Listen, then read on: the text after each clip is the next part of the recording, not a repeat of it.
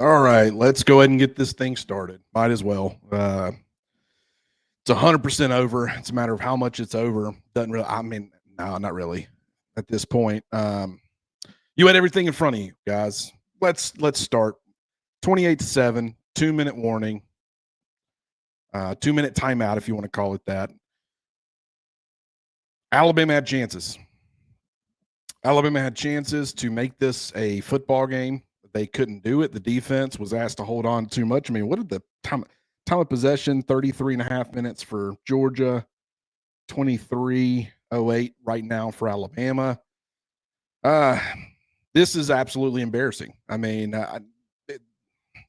the photo, the thumbnail for this video might seem a little bit over the top, but for anybody that was watching that game, it was as embarrassing of a loss as I have seen in a very long time. I mean, losing in week one, it's funny because you haven't sandwiched your season with these types of losses, but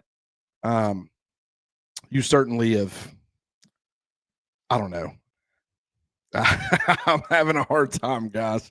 I'm having a hard time wrapping my mind around I don't care that you had injuries. I really don't. I mean, Georgia had injuries too. Maybe not as many as Alabama, maybe not at some of the key positions, but they had obstacles to overcome. The difference is that Kirby understood the gravity of this game. He did. And early on, he also knew he was playing with the house's money. I mean, yes, he could have gotten his team a first-round bye week, but he was aggressive going, as far as trying to block the punt early on in the football game. Alabama's defense has been playing well up to that point. It was a defensive struggle. And then Alabama just decided, man, we're just going to not completely lay down, but about as much as you can lay down after something like that happens. Alabama did it. Ty Simpson was awful. I'm not going to sugarcoat that at all. For anybody that doesn't like me being negative, this isn't the show because we're about to be really, really negative. 0 run game. Passing game was awful. Defense did what it could, but at the same time, when you really needed stops, like the special teams touchdown, the special teams block, the special teams turnover, the defense immediately folds, allows a touchdown. Ty Simpson throws an interception, touchdown. Later on in the football game, you go for it on 4th and 2 when you're deep in your own territory. Don't know if it was the play call or Ty Simpson, but something was off there. Awful low percentage throw on 4th and 2. And then, of course, defense, touchdown. And I mean, really, I guess the other one was a return that put Georgia on the 40-yard line going in. And once again, positive field position, touchdown. I mean, and okay, so we'll get to some of these super chats. Appreciate the $5 super chat, Cody Stevens. Bad play calls get Bama in bad situations. Then Bama has to nonstop pass. Nonstop pass equals blitz. Nonstop equals Ty sucking equals Bama loss. To an extent, I agree with that. I mean, it's everything. It's everything that you it's play calling. It's Ty. And here's the thing. This is what I don't know about the play calling. How much of it is DeBoer and Grubb have no idea how to overcome the deficiencies of the offense, or how much are they contributing to the defense? The fact that the offense can't get anything going. How much are they contributing versus how much of it is like their hands are tied behind their back and they're doing everything they can? I don't feel like they put the offense in a position to be successful enough. But at the same time, I mean, this is as atrocious. Like, the fact that you wouldn't make a move off of Ty Simpson. I said this last year on occasions with Jalen Milroe, and everybody, I understand Ty's played really good football early in the season. It's been a while since he's played really good football. He went from playing really good, a pretty bad season opener, first career start, understandable, hostile environment. But you go from that to playing really good football, and then just over time, it slowly starts to fall off. And this is kind of the product that you get when you finally hit rock bottom. And this is about as rock bottom as it gets. I understand he finished with over 200 yards passing. I understand he had a touchdown. Georgia was pretty much giving Alabama some things in the second half because they knew just keep running the clock. I mean, we know we've got this thing pretty much in the bag. We're totally fine. I don't even know. We'll get it together here in a minute. Perry, appreciate the $5 super chat. Game plan made no sense. Ty looked lost and overwhelmed. Needed to pull a Saban and put a new QB to flip the energy. I don't know if the slump is Ty or Grubb. I'll go ahead and tell you, I mean, you're not putting Keelan Russell in a position to be successful.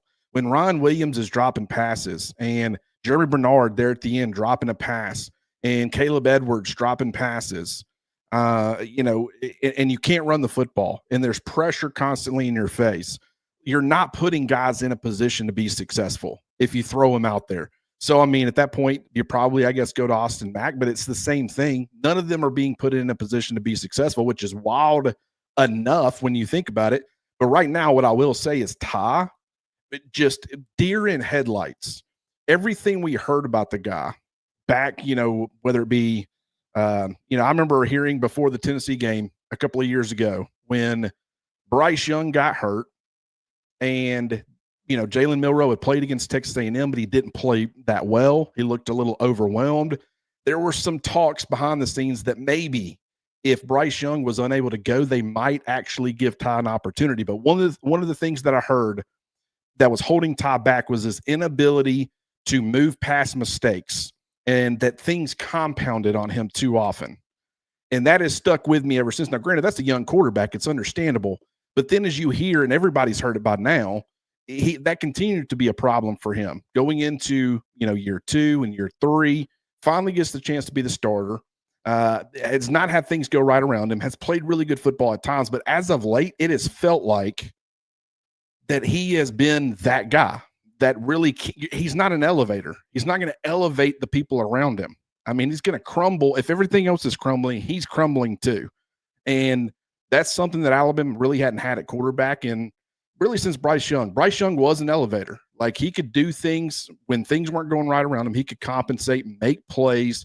It wasn't always pretty. That game in the Iron Bowl did not look great all the way until the final drive. But at the same time, he was someone that definitely could get things going on his own. And just Jalen Milroe wasn't that guy. Ty Simpson is not that guy.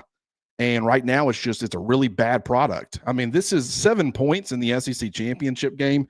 You have, at one point, like late in the third quarter, maybe even the fourth quarter, you got like 86 total yards, like 10 yards rushing or 8 yards rushing.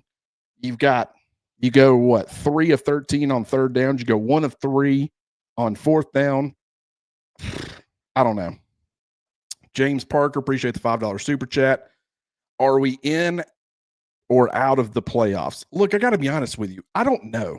I mean, there is a possibility that the committee puts them in anyways.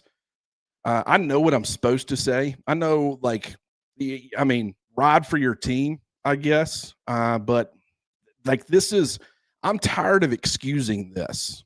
I'm tired of saying, hey, it looks terrible, but they found a way to win and great job. I mean, when it really mattered, you had guys step up. I mean, we've been saying that each and every week. A team came out there and hit you in the mouth and you laid down for the most part. I mean, you had no answers for anything they were doing. And, it's like even on defense, we can sit here and say, oh, it's understandable, but I mean, Georgia's over here driving piles and stuff another 4 or 5 yards like a team that wants it. And they had nothing. This was to maintain a spot in the top 4. That's all this was. And to say you won the SEC, which, that used to mean a lot to Nick Saban. I'm sure that means something to Kirby Smart. But he also, I think in some ways, in hindsight, maybe Kirby was looking at this and saying, no, I know a way to keep Alabama out of the playoffs.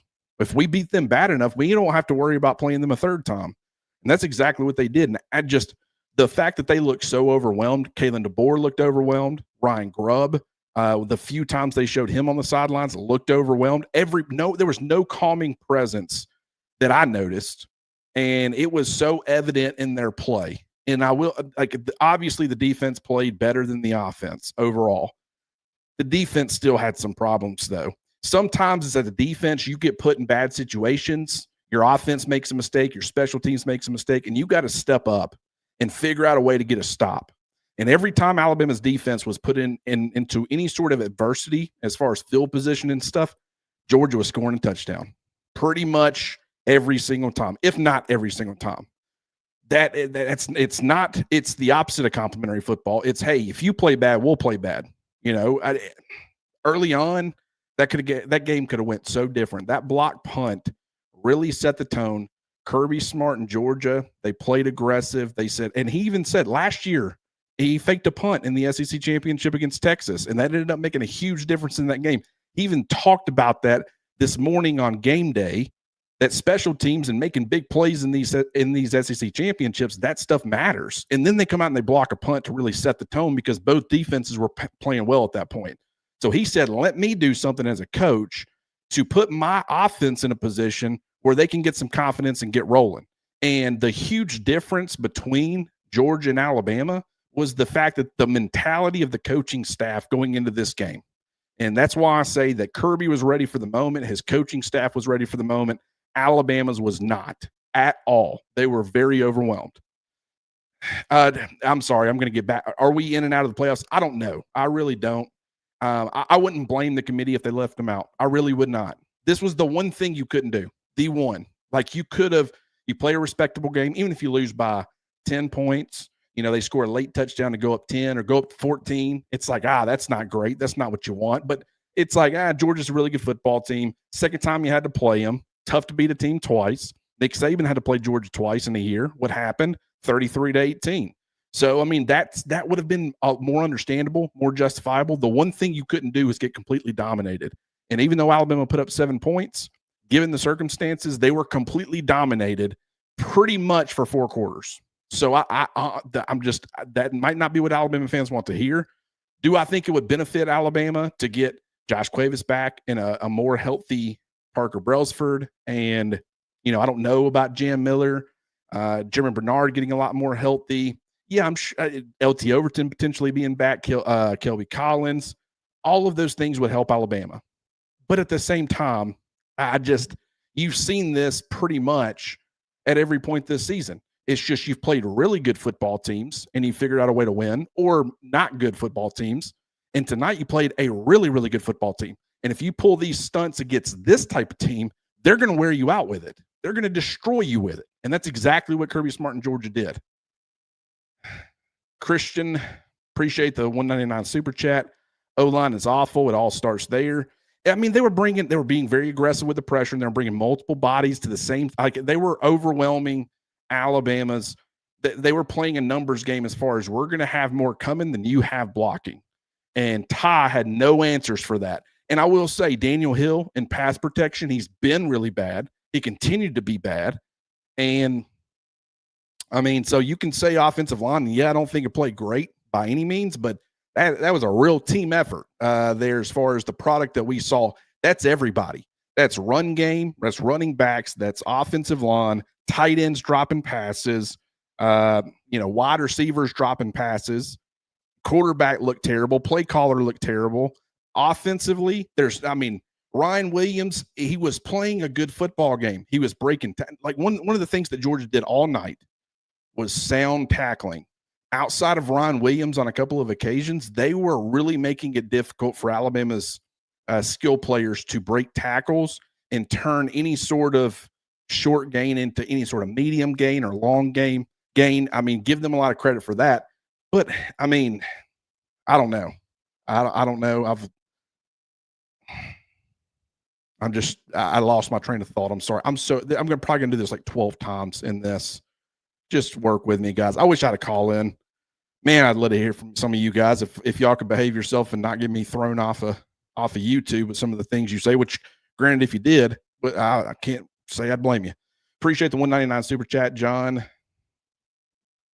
Laszlo, appreciate the $9.99 super chat. I hope they understand that we are not aggressive and physical enough on the offensive line in a lot of areas to win championships in this league. Proud of a lot, but we let people dictate what we do. Too soft. They are too soft. They are too soft. The signs have been there, but at the same time, I love this staff's ability to evaluate talent. I love the way that they rotate. Now, we'll get to that in a second because I feel like the Justin Hill thing blows my mind. And he made a couple of really good plays, but he played way too many snaps, in my opinion. And I don't really know why that was. We'll get to that in a second.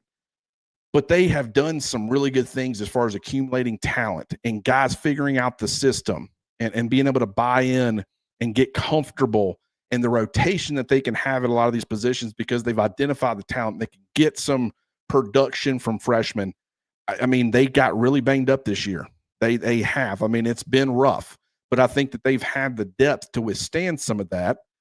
But the problem is like this on the field coaching staff, it is this team. You can feel Kalen DeBoer's anxiety. You can, I mean, like I felt it this morning on game day watching him. He didn't look comfortable. Kirby looked comfortable. And Kirby's been doing this a long time.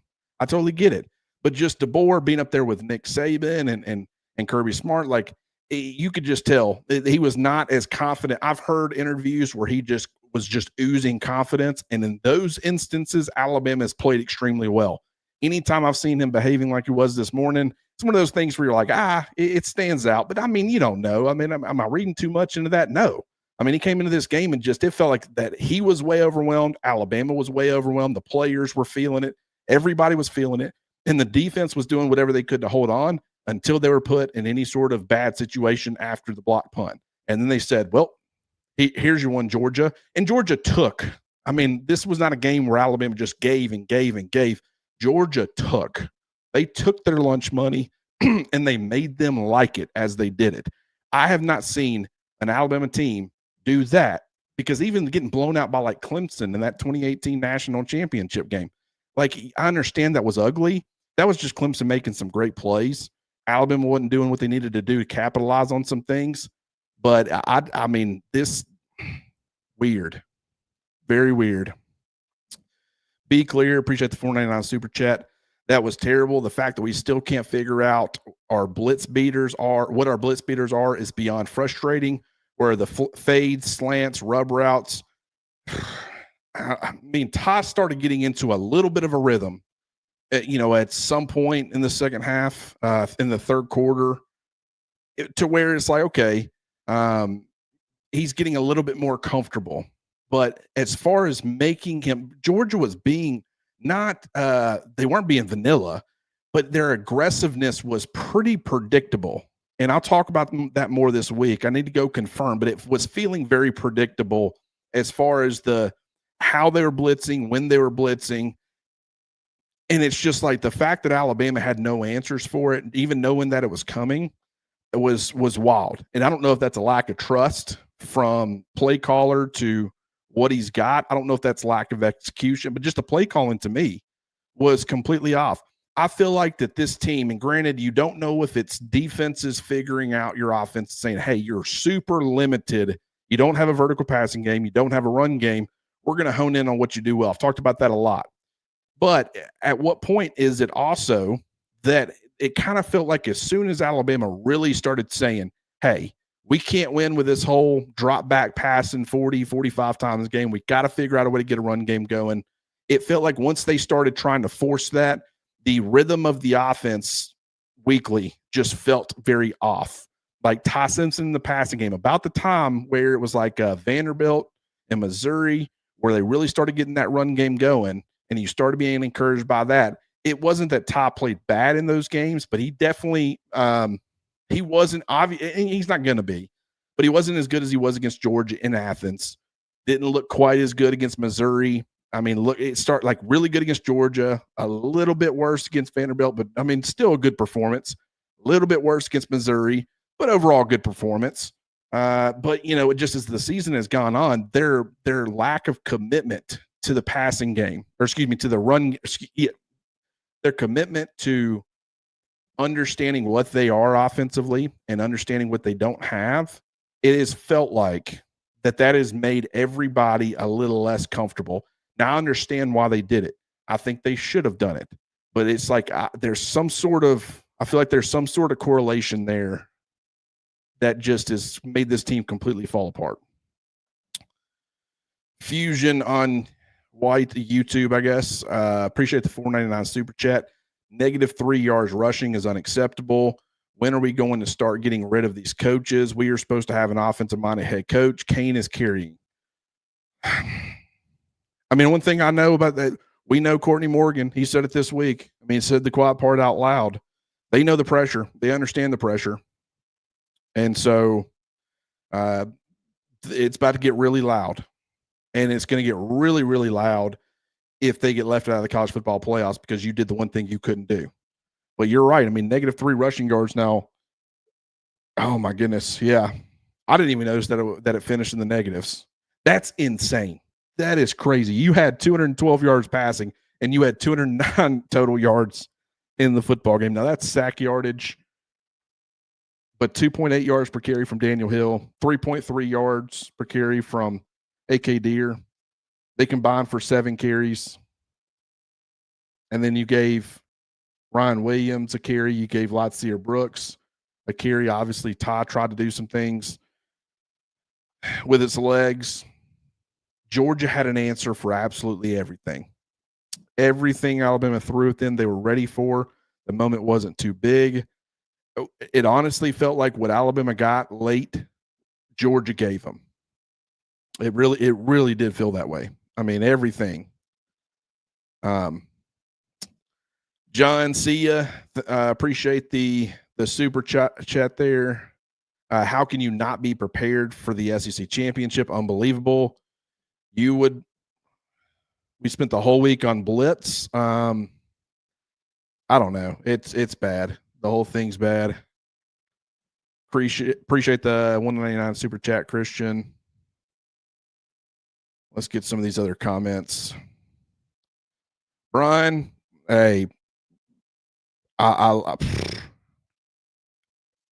hats off. I mean, you guys wanted it more. You were prepared more. Moment wasn't too big. That's a coaching staff and a team that's been there and done that. Josh, quit the Ty hate. He's proven he can be elite. Offensive coaching is terrible. No, we're not doing that. We're not doing that, Josh. I'm sorry. I will. Here's the thing that used to annoy the absolute mess out of me when it came to Jalen Milroe. Everybody's like, oh, you're flip-flopping on Milroe. You were talking about how good, great, and wonderful he was. Now you're saying he's terrible. Maybe, just maybe, that was because he was playing really good football, and then he wasn't playing really good football. And I was just reacting to what I was seeing, and I wasn't sugarcoating it. I mean, when he looked great, I'm sitting here, I'm like, yeah, I mean, this guy keeps this up, he's going to be in the Heisman conversation. And then he goes out there and starts throwing interceptions and not seeing it and letting defenses bait him and just not playing good football. And it's like he's playing off when everybody's like, everybody's getting on to me about it because people didn't want you criticizing Jalen. It wasn't fair to talk about Jalen. Everything else is going wrong around Jalen, and so you don't need to put it on him. There's this thing called balance, and there's this thing called it could be more than one person's fault. And so it was on Jalen. Jalen 100% contributed to last year. Ty is 100% contributing to it this year. We're not going to sugarcoat that. We're not going to beat around the bush about it. That I'm going to treat him the same way I treated Jalen Milroe last year, the same way I'm going to treat any quarterback that is the starter for the University of Alabama, and that is just taking what we're actually getting. Are there circumstances around the quarterback that are not going great? Absolutely. It was the same way last year.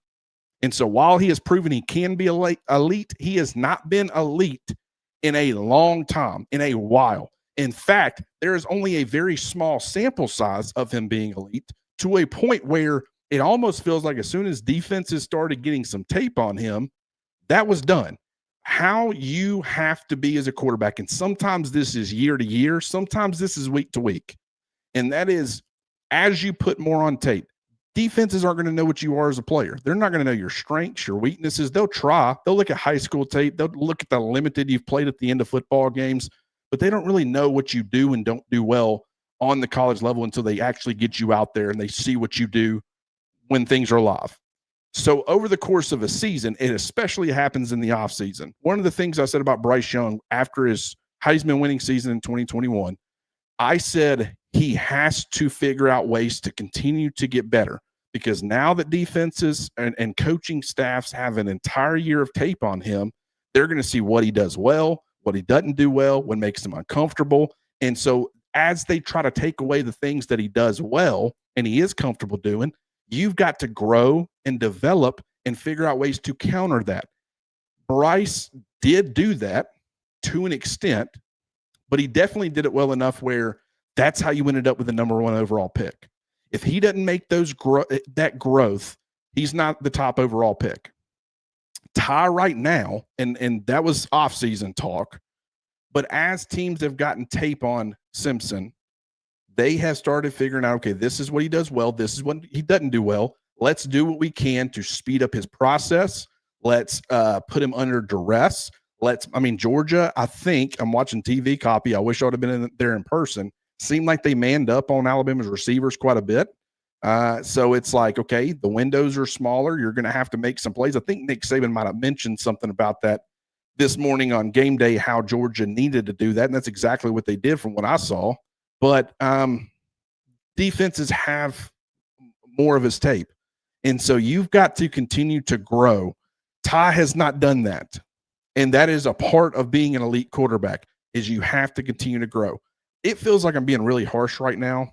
I've been on here for 26 minutes now, and I've not said I think I've said one very small positive thing about anybody. And I'm being brutally honest. And it feels like, the first sign of adversity, you turn your back on everybody. No, I'm telling you what I'm seeing.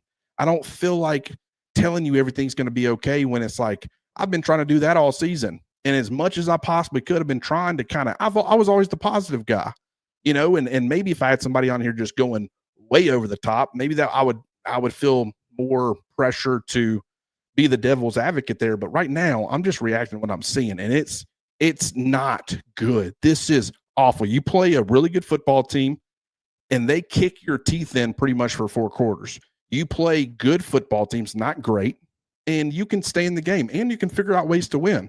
And if Alabama would have been in a position late in that football game to win it, I would have actually felt pretty confident in their ability to go win it. The problem is Georgia said, we're not even going to give you that opportunity. We'll show you what it's like to put teams away. When we've got somebody on the ropes, we'll put the dagger in. We'll end it right there. Alabama could learn something from that, because you haven't seen them have that killer instinct all year. And they respond. As soon as Alabama goes up 21-7, I think the defense did end up getting a stop, but the second Georgia had that second opportunity, they said, well, here it goes. We'll go ahead and put this nail in this coffin, and let's get up out of here and end any chances that they have.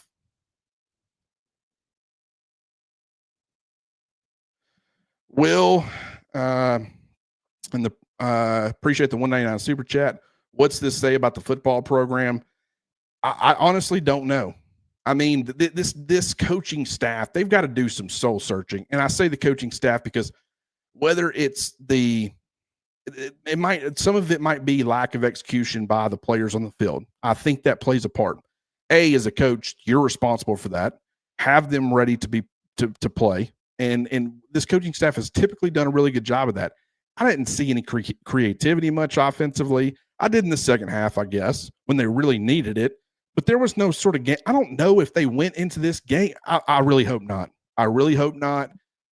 And I guess I wouldn't say that, because now that I think about it, I haven't seen a ton of creativity from the offense, really. I think I play here or there, but just this great rhythm of just understanding and being able to build off of things. You haven't really seen that a whole lot in recent, I guess, in the last couple of months. Or at least month plus. But just tonight, it almost felt like that they knew they were in regardless. And so it's like, hey, let's go in. Let's try to win this football game. We don't have to do a whole lot as far as the game planning and stuff, because, even if we lose, we're probably still in. We got a 96% chance. I'm not saying that's what happened. I'm saying that that's just kind of it. It felt, I don't know. I didn't feel like Alabama was ready. And I just hope and pray that that's because they thought they had a mulligan. They thought they were in regardless. They might not be. They might have done the one thing they couldn't do to screw themselves, and they could end up paying for it dearly. I don't know. But this coaching staff, there's been way too many times where we've had to ask, man, are they sandbagging a little bit? Are they holding some things back? Because just this whole, and it was mostly last year that we were having these conversations, but it just sometimes just doesn't look right. And it's always in these games where it's not really like against Georgia last year. That was like the must have. That felt like a must have against LSU. That felt like a must have.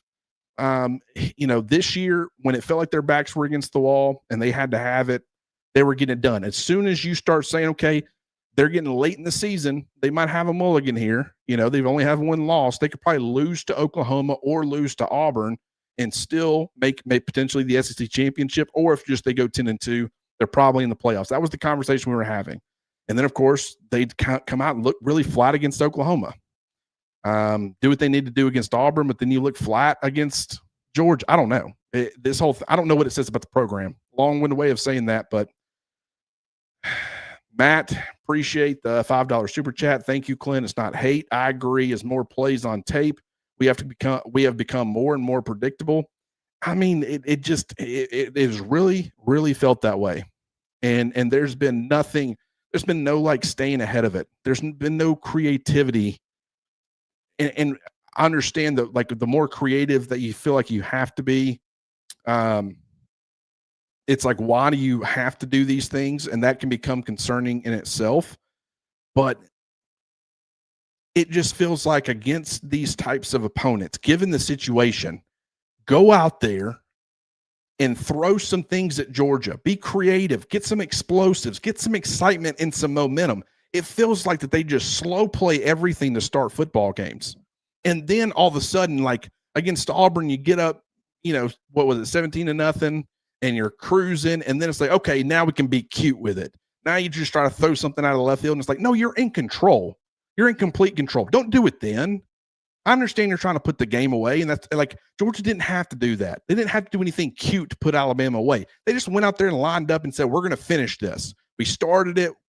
We've kicked their teeth in for however many quarters. Let's go line up and finish this how we're supposed to. Alabama decides, like Ryan Grubb decides, hey, we're up 17-0. Let's get cute with this. Let's just throw something off the wall and then completely hand Auburn momentum. And yet you go into the beginning of this football game and you're feeling things out. You're just, okay, what we got? What are they doing? How are we going to check? And it's like, no, come out there and be aggressive. And it's not just offensively, be aggressive defensively. Maybe not defensively. Defensively, I feel like with where things are at with the defense, I don't feel like you have to do that. The offense really needs to be. And really special teams, they should have been doing that for a while. They have gotten nothing from their special teams this year. Nothing. There's not been a single that I can remember. Maybe someone can correct me. Maybe there was a decent punt return here or there or something. There's been very, very little from the special teams that helped you win football games. Every step of the way, whether it was, kick returns, punt returns, mostly punt returns, but whether it be the return game, whether it be field goal kicking, whether it be punting, there's been nothing that has consistently helped you win football games on special teams. That is awful. Terrible. And I'm not going to sugarcoat that either. But, Kesey TV, appreciate the $4.99 super chat. The running back room needs a complete refresh. Hill is not the answer. He's 240 pounds. He runs with no aggression at all. What do you think? I think they got a running back room that doesn't do anything as far as breaking tackles. So if you've got any sort of designed play, which a lot of design runs, they're meant for the running backs to break a tackle. Like you got to make some guys miss. Alabama has none of that. And it's like, okay, well, hey, at least you got a 240-pound running back that can maybe run through somebody's face. No, I mean, yeah, he might lower his shoulder and they might, pay for it. And they might be a little sore tomorrow after a hit, but he's not running through anybody and running anybody over. The physicality is not there for 240 pounds. It's why, like, I really would like to see him kind of be like an H-back, fullback, just a Swiss Army knife. I was talking about this yesterday. I would love for him to be that type of weapon but he's also like a short yardage running back, and you can even play him at running back some, and kind of LaRon McClain-esque, like the Baltimore Ravens ended up making him a freaking running back pretty much. But he was like a fullback and, could catch the football out of the backfield. Wasn't anything special, but I mean, at 240 pounds, he doesn't play like a guy who's 240 pounds. He just doesn't. And granted, I mean, he's going to be more physical than your smaller backs because he is 240 pounds, but he does not play like a 240-pound running back. Now, granted, I'd also think he brings some things to the table from a usage standpoint that your typical 240-pound running back would not. But, I wish he had all of it. He doesn't. He doesn't. And, it's AK Deer was overwhelmed. He had some decent moments. Like, he didn't do anything special, but he didn't know – there was miscommunication on the one play.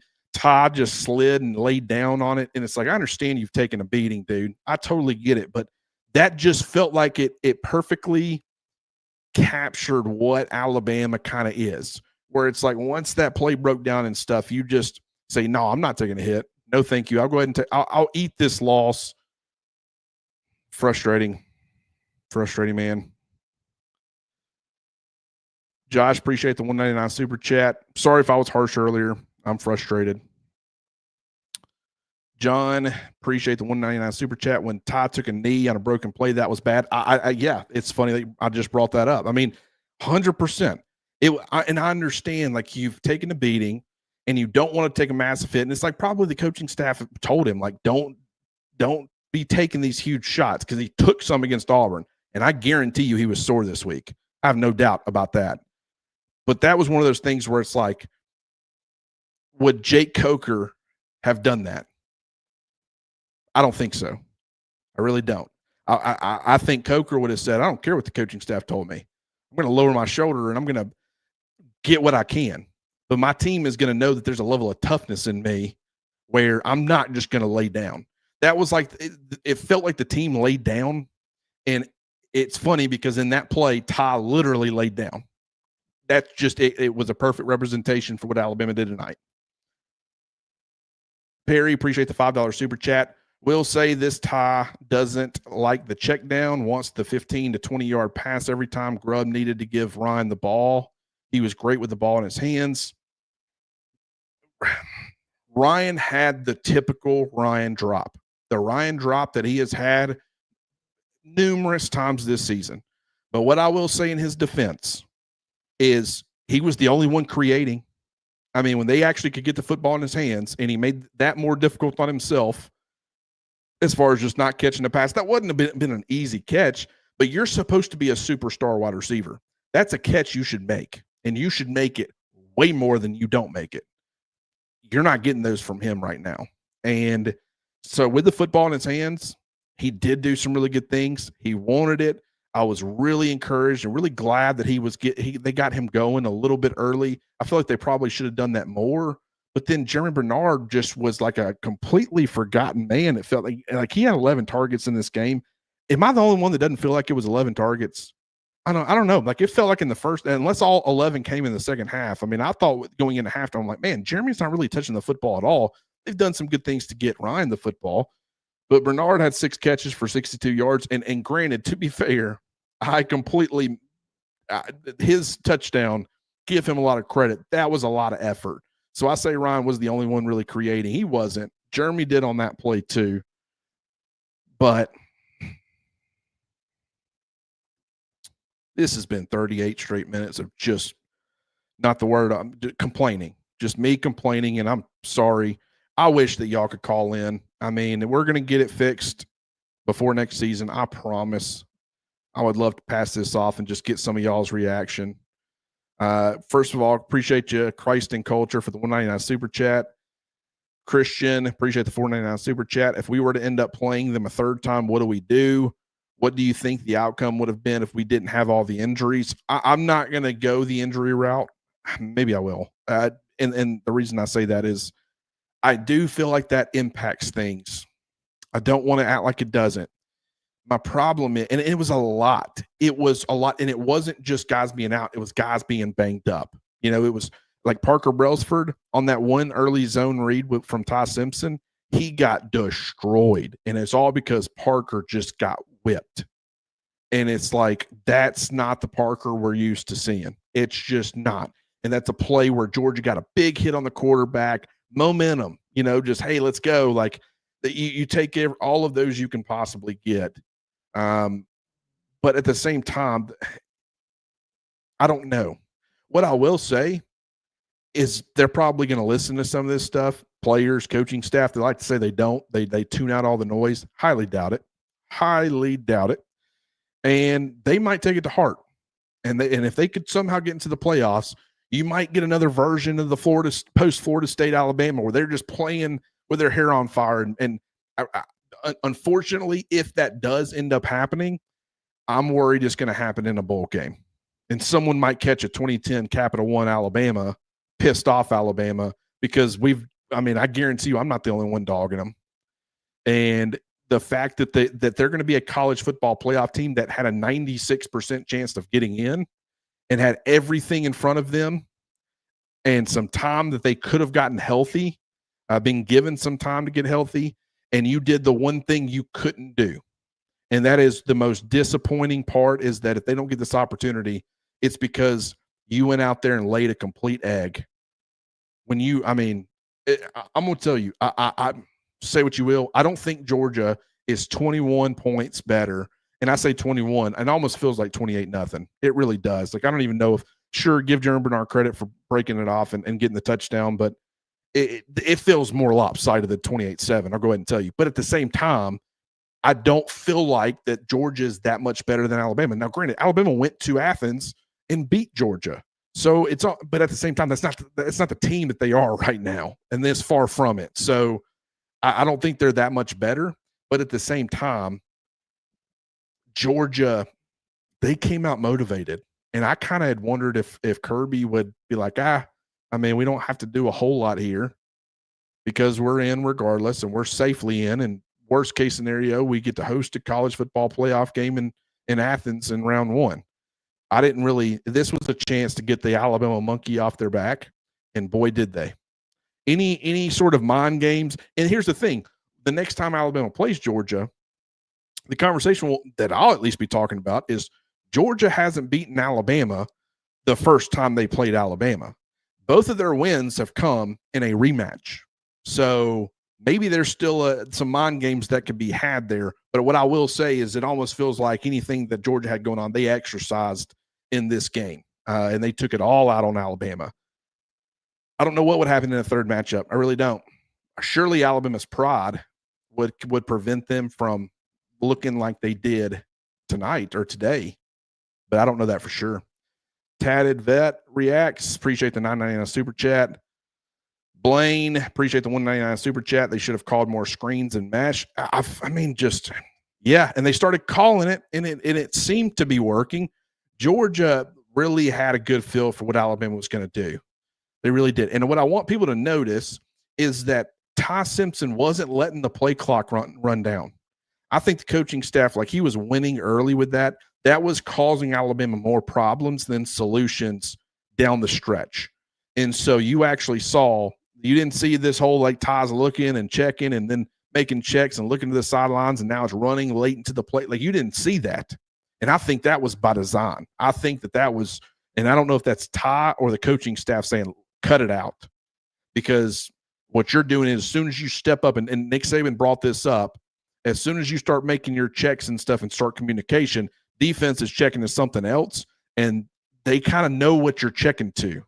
They know the type of beaters that you're going to present based off of the picture that they're giving you, and they're checking to something ready to beat that and ready to cause you problems off of that. So stop doing that. I mean, I don't necessarily disagree with that. What I would like to do is freaking run, hurry up, like change your tempo up. This idea of just let's be the slowest offense in the country. That's great. And in this type of game, the fact that your defense was out there so much early, maybe you felt like you couldn't do that because really you needed to try to hang on to the football and have some long, sustained drives. But they haven't done it really all year. We've never seen like a sense of urgency other than the 2-minute offenses and stuff. We haven't seen a lot of urgency from the offense. And I really feel like, why don't you just try it? I don't know. Like, give it a shot, man. See if that can get anything going. Because this wasn't Ryan Grubb and Kalen DeBoer. This was them at Washington to an extent, but they changed it up a lot more than they do nowadays. So it's not just the more screens and mesh. And I mean, yeah, they could probably use some more of that, but Speed, RTR, appreciate the $4.99 super chat. DeBoer has yet to show how he combats complacency, and I think it's the foundation of this performance and all the others. Womack, on the other hand, look, I mean, when you get beat like this, people are going to question some things. When you get beat like they did against Florida State, there's nothing that I looked at that I saw, and maybe that will change when I go back and watch the film, but there was nothing in this game where I'm questioning guys' effort. I think everybody was overwhelmed. I think the moment was too big for them. That was the type of thing, and that's coaching staff included. But I don't think that it was anything from an effort standpoint. But when you put what you put on tape against Florida State, mostly from an effort standpoint, people are going to question some things. When you have somebody come out and wear you out like Georgia did, and you didn't have more pride about yourself, because I mean, I've been in those situations. I've played football and had the absolute mess kicked out of me. I didn't have, I mean, our defense, our team didn't have enough pride about us to stop the bleeding. And the thing about it is in the moments where there were some bailout, and it wasn't bailout calls, they were correct calls. It wasn't anything that just the refs are trying to get Alabama back in this game. Georgia just started doing some dumb stuff, including that Kirby chewed his player out over. But it's like, as soon as you start being handed some of those things, as soon as Georgia needed to lock back in, they immediately locked back in. And they controlled everything. It was all about how they wanted to play. I mean, it was their game for 4 quarters. Christ and Culture, appreciate the 199 super chat. Do you think they should have pulled Ty? Yes. Maybe it was for a drive. It's not all Ty's fault. It's not. But yes. I mean, I don't think he's doing enough to elevate. He's feeding into the overwhelmed anxiousness of the offense, and really, you could maybe argue the team in general. He's not a calming, steadying player in those moments. And it just felt like that, and he was making some mistakes. I mean, there were some routine things that he wasn't making. There's been a lot of situations where he hadn't been making the routine plays that he was earlier in the season. And so that's why I say, like, you're no better than anybody else. Like, you're falling by the wayside, that the moment's too big for you, just like it's too big for everybody. And so you can't lay everything at his feet. But, I mean, Wilkin Formby wasn't really getting it done always at right tackle. So they started trying to find another right tackle. You know, there for a while, like Kevin Riley, nobody else was stepping up with Jam Miller out. And Kevin Riley came out of nowhere. And they said, okay, let's give him a chance. This is a production-based offense. This is all about what you're doing for me now. And if you're not getting the job done, we'll find somebody else. That is true for every position but the quarterback on the offense, it feels like. Because even against Auburn, like, I don't know if that was like a message to Ryan Williams that he really didn't get any targets. I mean, I don't think that was by design. I'm saying I don't think they really went out of their way to make him a focal point of the offense in that game. And it was more of not necessarily a benching, even though he didn't play as many snaps. It was more of like, if you want us to feature you and force feed you the football, do things that make us force feed you the football. Like, you're not playing to that caliber. So even like players like that, it didn't have to be a benching necessarily. And I understand quarterback's different. But at the same time, yes, Ty needed to go sit on the bench for a second and just calm down, because it has been getting to him for over a month, well over a month. It's been too big for him. And I hate it because this guy was playing crazy good football.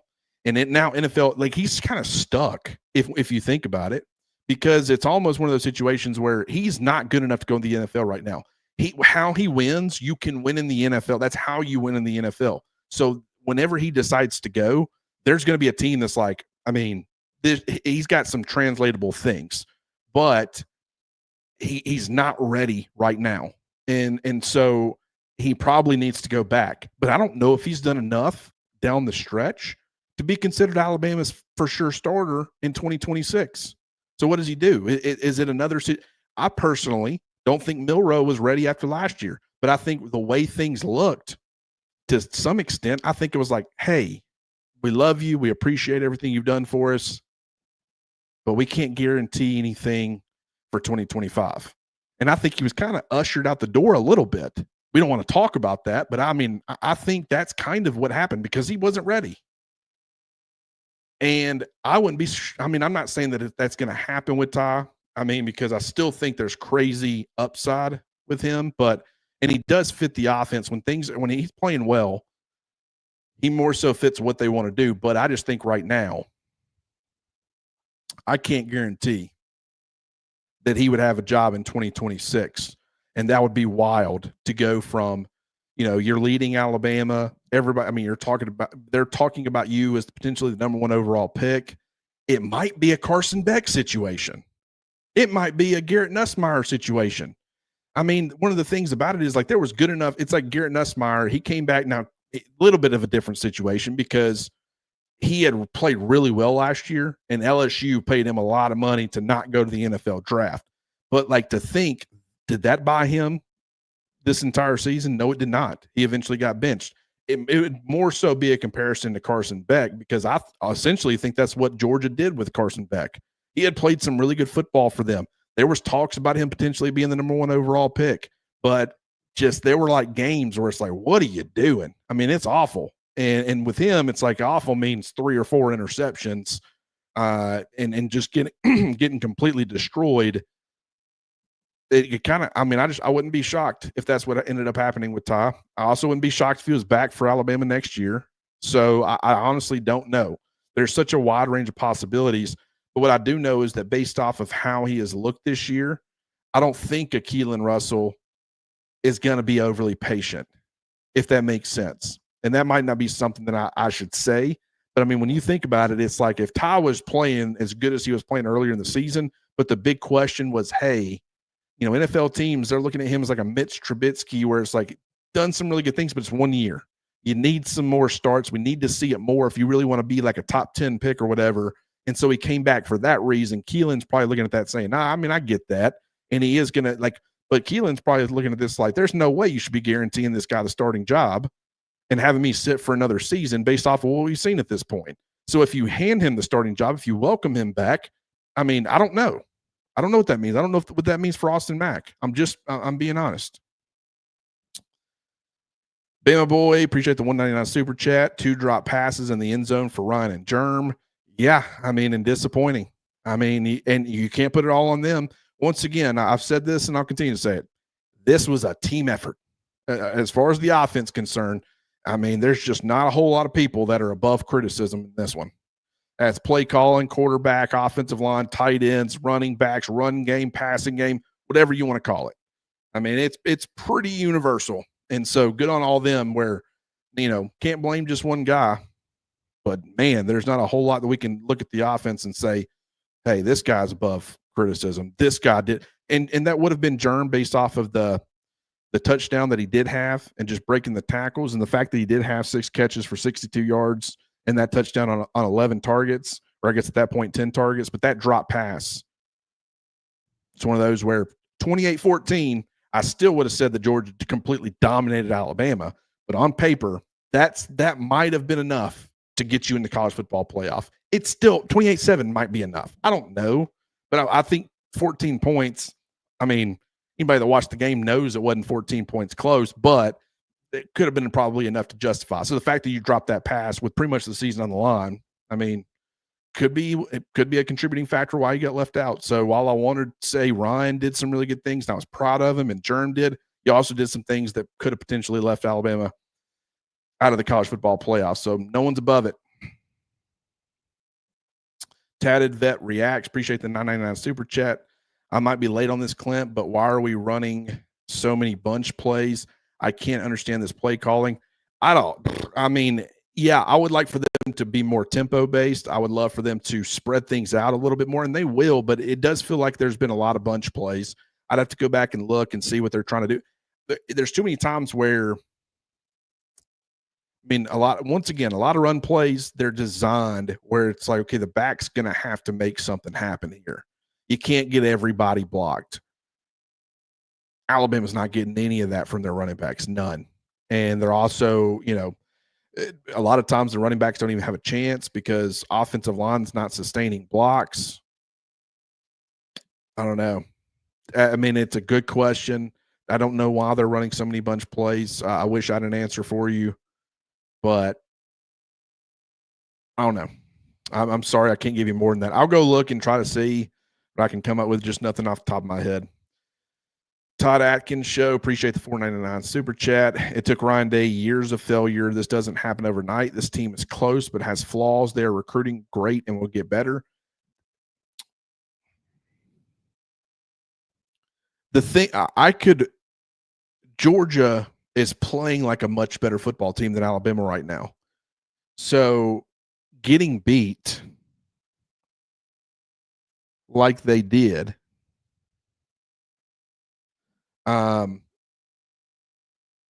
what bothers me is how it looks. It's the fact that Georgia came out and there were some things that didn't go your way early. And it seemed like Georgia wanted it more. They weren't going to be denied. And it almost was like, no, we're not just going to be denied a win. We're not going to be denied a beatdown. We're going to do whatever it takes. And that was, once again, I think part of that's because it's Alabama. And there's this perception. And I think their guys were extra motivated. But Alabama took one under the chin. And they took it continuously for 4 quarters. And that's tough. It's really tough to swallow because, like,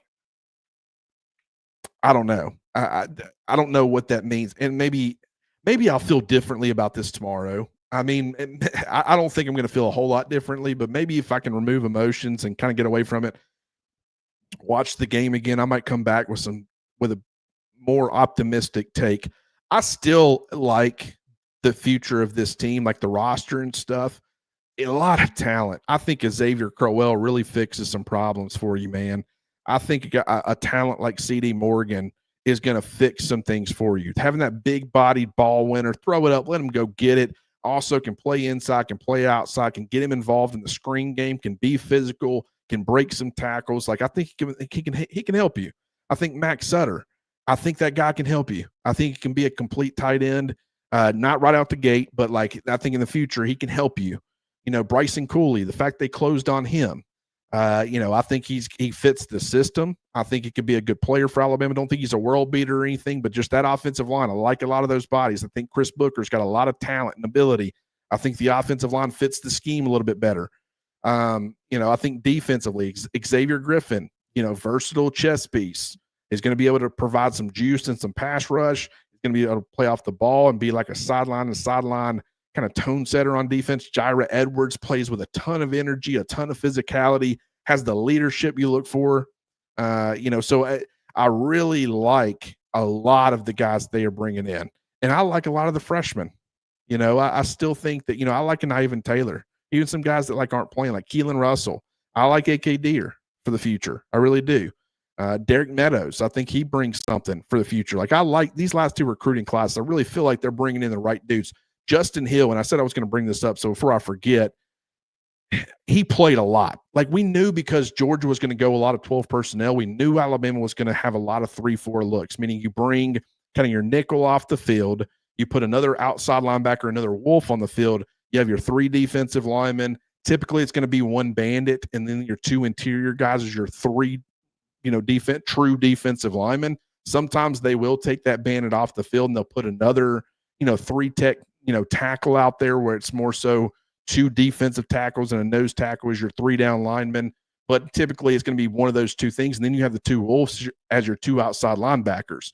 Well, I thought because of that, it's like, okay, this is a great opportunity. Quay Russaw seems to be back. He played a little bit against Eastern Illinois, really ramped things up. I think he went from 7 snaps to 20 snaps against Auburn, seemed to show some good things. Yanze Pierre is playing really good football. So I was excited to see Quay Russaw and Yanze Pierre on the field at the same time together a lot in this football game. I thought it was a rare opportunity to get those guys on the field together in this game. Instead, Justin Hill was the one playing to the field side, being that strong side linebacker. He started there. Yanze was the, what you would call the jack or the wolf to the boundary side. And then a lot of times it was Quay and Justin Hill rotating in with each other a lot of the time it was Quay and Yanze Pierre rotating with each other. And Justin Hill seemed to be the guy a lot. Now, granted, Quay would rotate in with Justin Hill too, but it just felt like more times than not when I would actually be paying attention and noticing, it just felt like that Justin Hill was like the guy that kept getting left out there. And he made some really, really good plays. I'll give him a lot of credit for some of the things he did. I also think that there were some times he does not do a good job of leveraging the football. as far as maintaining outside shoulder, forcing the play back inside to his help, he tries to run through the middle of guys way too much out there on the edge. Some of that is by design. I think on the touchdown, and I have to go back and watch it, but at first I thought it was him doing that. But I also think it's also possible that he had that inside gap, and he actually did right on that. But there were other plays where it's like even Gunnar Stockton, it's like Gunnar Stockton tries to start rolling out to the right, and instead of like rushing to the outside shoulder, rushing half a man, he decides to run straight up. It was either the tackle or the tight end. I think it was the tackle. Run straight up him and allows Gunnar Stockton to get outside of him and then complete a pass to the sidelines for a first down. And it's like, dude, I feel like they were a little bit too. It was a little bit too much as far as how much he was playing. I don't know why that is. Maybe it's because they didn't trust Quay Russaw quite yet to have any sort of significant workload. That was very strange to me because it felt like his role, it wasn't just like hey, he practiced really well this week, so we're going to give him some opportunities. This felt like it was the game plan of, and it almost felt like despite the fact that he was playing up and down, in my opinion, you didn't really see them. They didn't really bring in Quay more all of a sudden or anything like that. And that makes me feel like it was probably more so out of necessity. I just didn't see that coming at all. And I think that made a little bit of a difference. JBFL, appreciate the $20 super chat. That is awesome, man. We appreciate all the support, not just from you, but from everybody, the $9.99s, the $4.99s, 20. I mean, just the fact that you guys are in this kind of giving mood, considering what Alabama just did. We appreciate you guys so much. And I'm complaining and I'm sorry. I'm sorry, guys. I'm frustrated. This season, it's been weird for me because I'm normally the optimist, and just something about that Florida State game really got to me and really made me concerned. And then every step of the way this season, I've been waiting for that to creep back in, even though like they were showing me week after week, battling against good teams, going on the road, figuring out ways to win. Just something in the back of my mind kept being worried. And I'm not saying that this was that, but I was worried something like this could happen. But just y'all support through all this has been incredible. Thank y'all so much. But he said, Roll Tide, you think we win? Does it matter? Oh, you think we in, meaning the college football playoff. And I've kind of answered that, but just in case you weren't on here for that, I really don't know, man. I just think that a 28-14, especially if it would have been like a late touchdown, like people would have argued like that doesn't count. But I think the committee just would want any reason to leave Alabama in. Just give them something, man. Something that people are still going to complain and say that's BS. But it's like, who cares? Like, well, that's what we want. We feel like based off of their body of work, they deserve to be in. It wasn't pretty, but really we don't want to punish them for playing the SEC championship. Like, just give them 28-14. Just give them 28-14, and I think you're probably fine. 28-7, I don't know, because the committee's probably over here like, gosh, just give us something we could have worked with. Jesus. I mean, like, just something. And Alabama's like, no, we're going to make you where if you put us in, you're going to catch some absolute hell for it. That's what it feels like. But I appreciate the $20 super chat. That's awesome. And thank you for everybody else. Like, everybody's been great about that, and we appreciate you, every single one of you guys. Perry, appreciate the $2 super chat. Means a lot. We were one touchdown from not scoring 1.5 games with Georgia.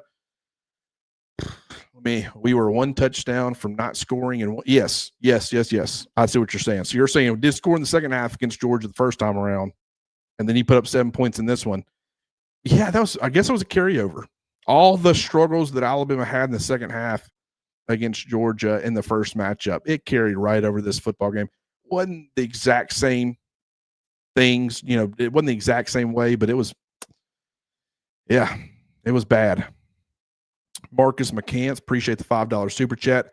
As much as I hate to say this, the way this offense is playing, we don't deserve to be in the playoffs. What's your opinion? I'm not going to just go to complete. Now, I might wake up and feel differently tomorrow. That is possible. But I'm not going to sit here and go to war like I've been willing to. I did last year on Twitter. I have this entire year. And there's been inconsistency with everybody as far as, you're calling out like Alabama's run and talking about the teams. Like I've been anybody that follows me on Twitter, I go to war with anybody to, defend Alabama if I feel like it's warranted. And right now, I have a hard time putting my name to defending what we saw today. I have a hard time because once again, this isn't you lost, 24-14 and oh man, that's tough. Or man, you lost 28-14, but then one of those touchdowns was really late in the game and you took a chance and it didn't, you went for it on 4th and 2 in your own territory and they get it and then they score a touchdown and that made it more lopsided. And I will say that did contribute here. Maybe that helps Alabama. Like you weren't just playing for a first down to try to win the football game. You were also saying, if we don't get this, we're pretty much handing Georgia bare minimum another 3 points to stack onto this lead, maybe another 7. And of course it was another 7.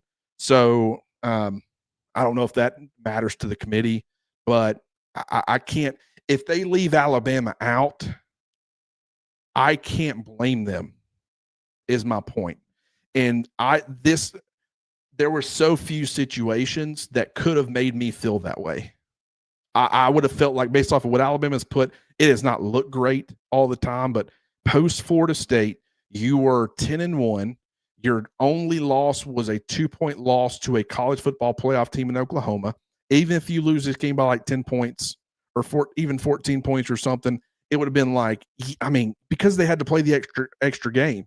And yes, it's like, it's kind of unfair because, the argument could be made, like, if they don't even have to play this game, they're fine. I get that argument, but it's like, it doesn't have to look that bad. It doesn't have to look that bad. And you just can't ignore that it did look that bad. As much as I want to justify it and say,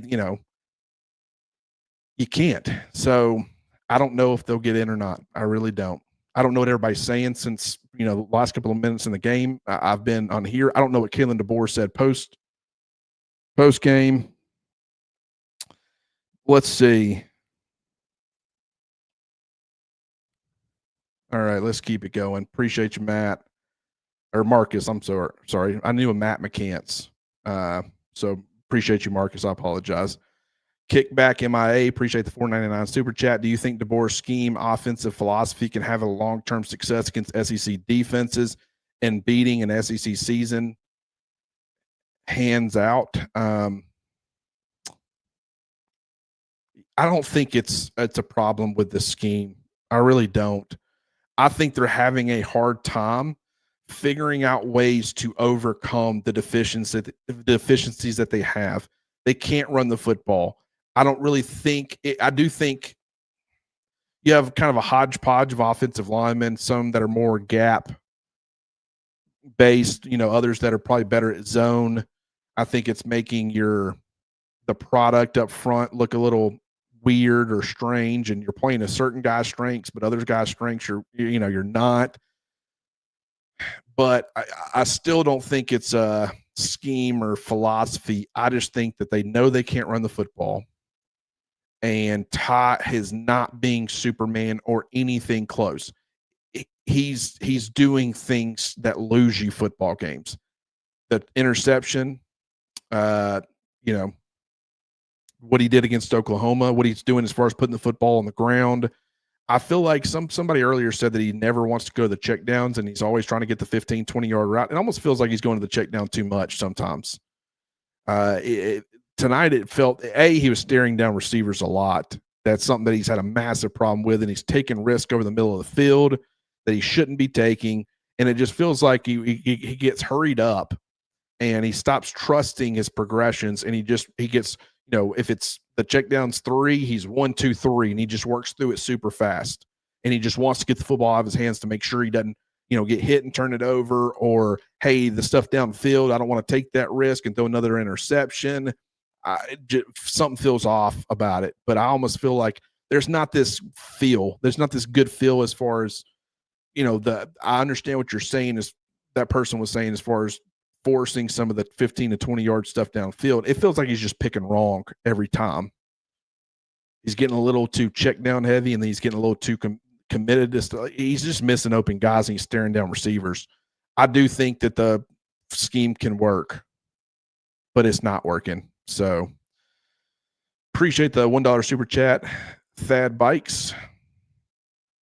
Kevin Berry, appreciate the $10 super chat. This coaching staff has a West Coast 7-on-7 mentality. Alabama has always tripped up Kirby's schemes by putting in another quarterback in the second half when things are going bad. What I will say, and once again, if I go watch the tape, maybe I come away feeling differently, which everybody who watches me consistently, that's possible. There's been tons of times where I've come in and I've changed my tune or at least dialed it back a little bit. But I did feel like, based off of the way Ty was playing in the first half, it felt very – I wonder if Kalen DeBoer's got the gonads that Nick Saban had. I wonder if he's got the confidence to make that type of move, because it did feel like a change could have been something that they could have or maybe should have done. And he didn't. And it just, Ty did start picking things up in the second half. Once again, I think there were some bailout penalties that really helped prolong Alabama's drive and really kind of started to give the offense a little bit of momentum, but there was no consistency with it.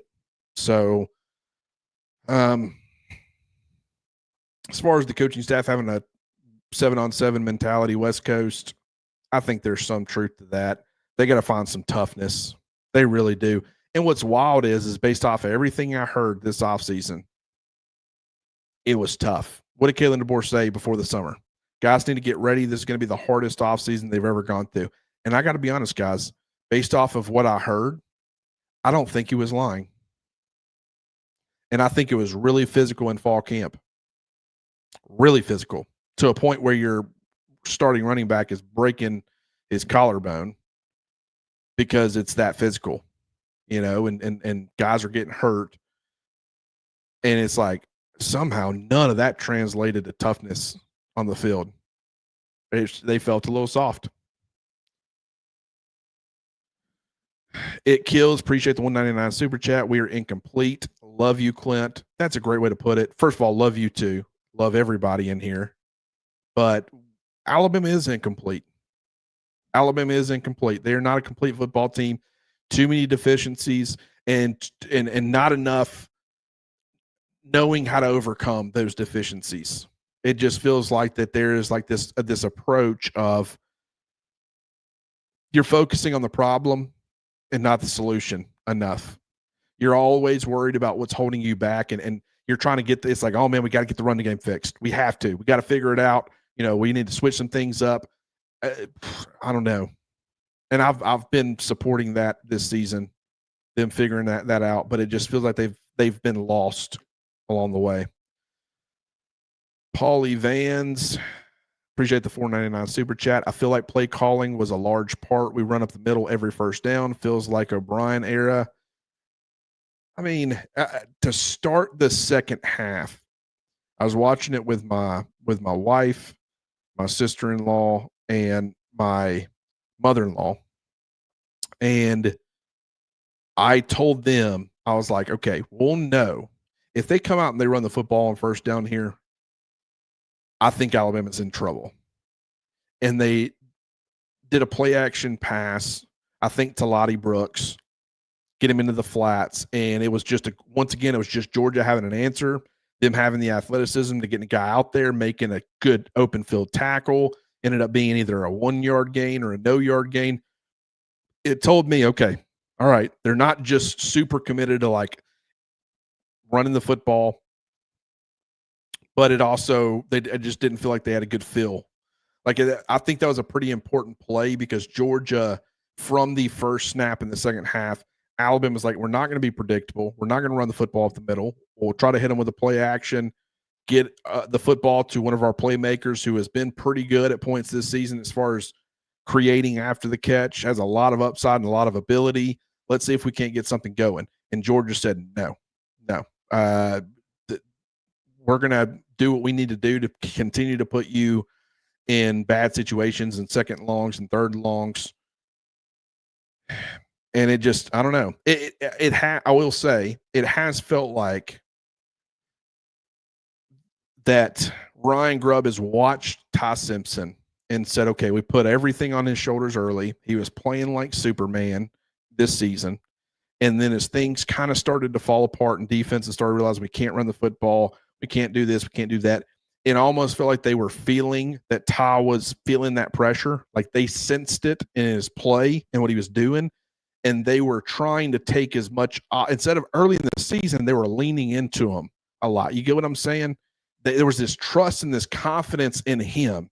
I feel like through Ty's declined play, they've started feeling like we can't lean on this guy.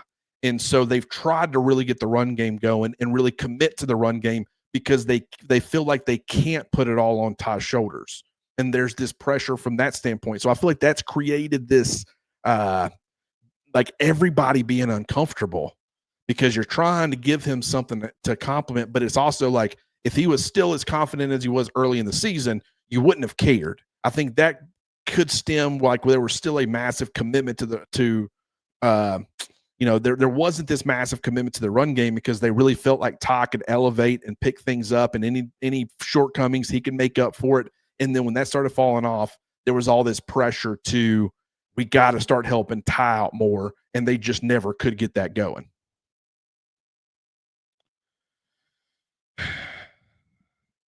Ty Simpson is not good. Appreciate the $9.99 super chat. You said Milroe couldn't create or elevate the team when things weren't going well around him like Bryce did, when that's literally all Milroe did with the worst offensive line of receivers. He was the whole team.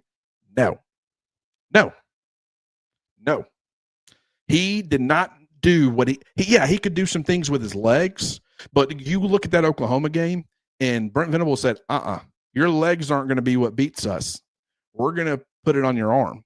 And Milroe completely fell apart. He threw pick sixes. He was confused by the different pictures that Brent Venables in Oklahoma were presenting him. Don't sell me that. Because of his legs, he could make things happen a little bit more than other guys. You could lean on his legs a little bit more. But those teams, those really good defenses, not the LSU defenses, the really good defenses, they could take away Jalen Milroe's legs, and he was not a winnable quarterback when you took that away.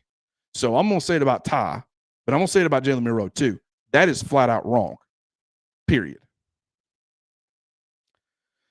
Brandon from D.C., appreciate the $4.99 super chat. We'll continue to face teams continuing to use Oklahoma's defensive script, blitzes from the boundary, and unwillingness to make adjustments. UGA dominated us.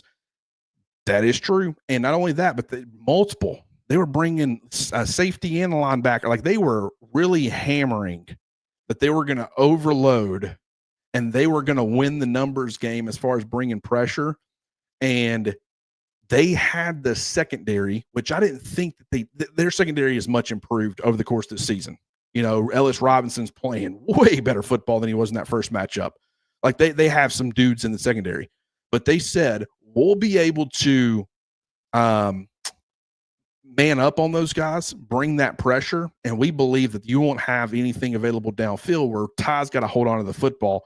And receivers weren't consistently creating the separation that they needed. And Ty couldn't get it to him when they were because he was facing pressure. And so that's why, I mean, part of this is offensive line related, but I think it was just this super aggressive. You talk about Auburn, you talk about Georgia, you talk about Oklahoma, the last three SEC teams that Alabama has played. Yes, they have all gone from the same script, to an extent as Oklahoma, and it has put Alabama's offense in a complete blender because there is no answers for them. And you can't run the football. You're putting them in obvious passing situations. And the thing about it is they'll give it to you they understand by that aggressiveness, they're going to give up some plays. But Alabama, because they don't have to commit bodies to the run game, they're going split safety looks, too high looks where you're really not going to have easy lanes to vertical passes. And they can also be super aggressive in certain instances because if there's no explosiveness downfield, there's zero. So your aggressiveness does not cost you touchdowns. It costs you a first down. And so you'll say, okay, we'll be super aggressive. We'll either put them in a second long or a third and long by doing that, or they pick up a first down, we do it again, and then we get them because they're not going to keep doing it.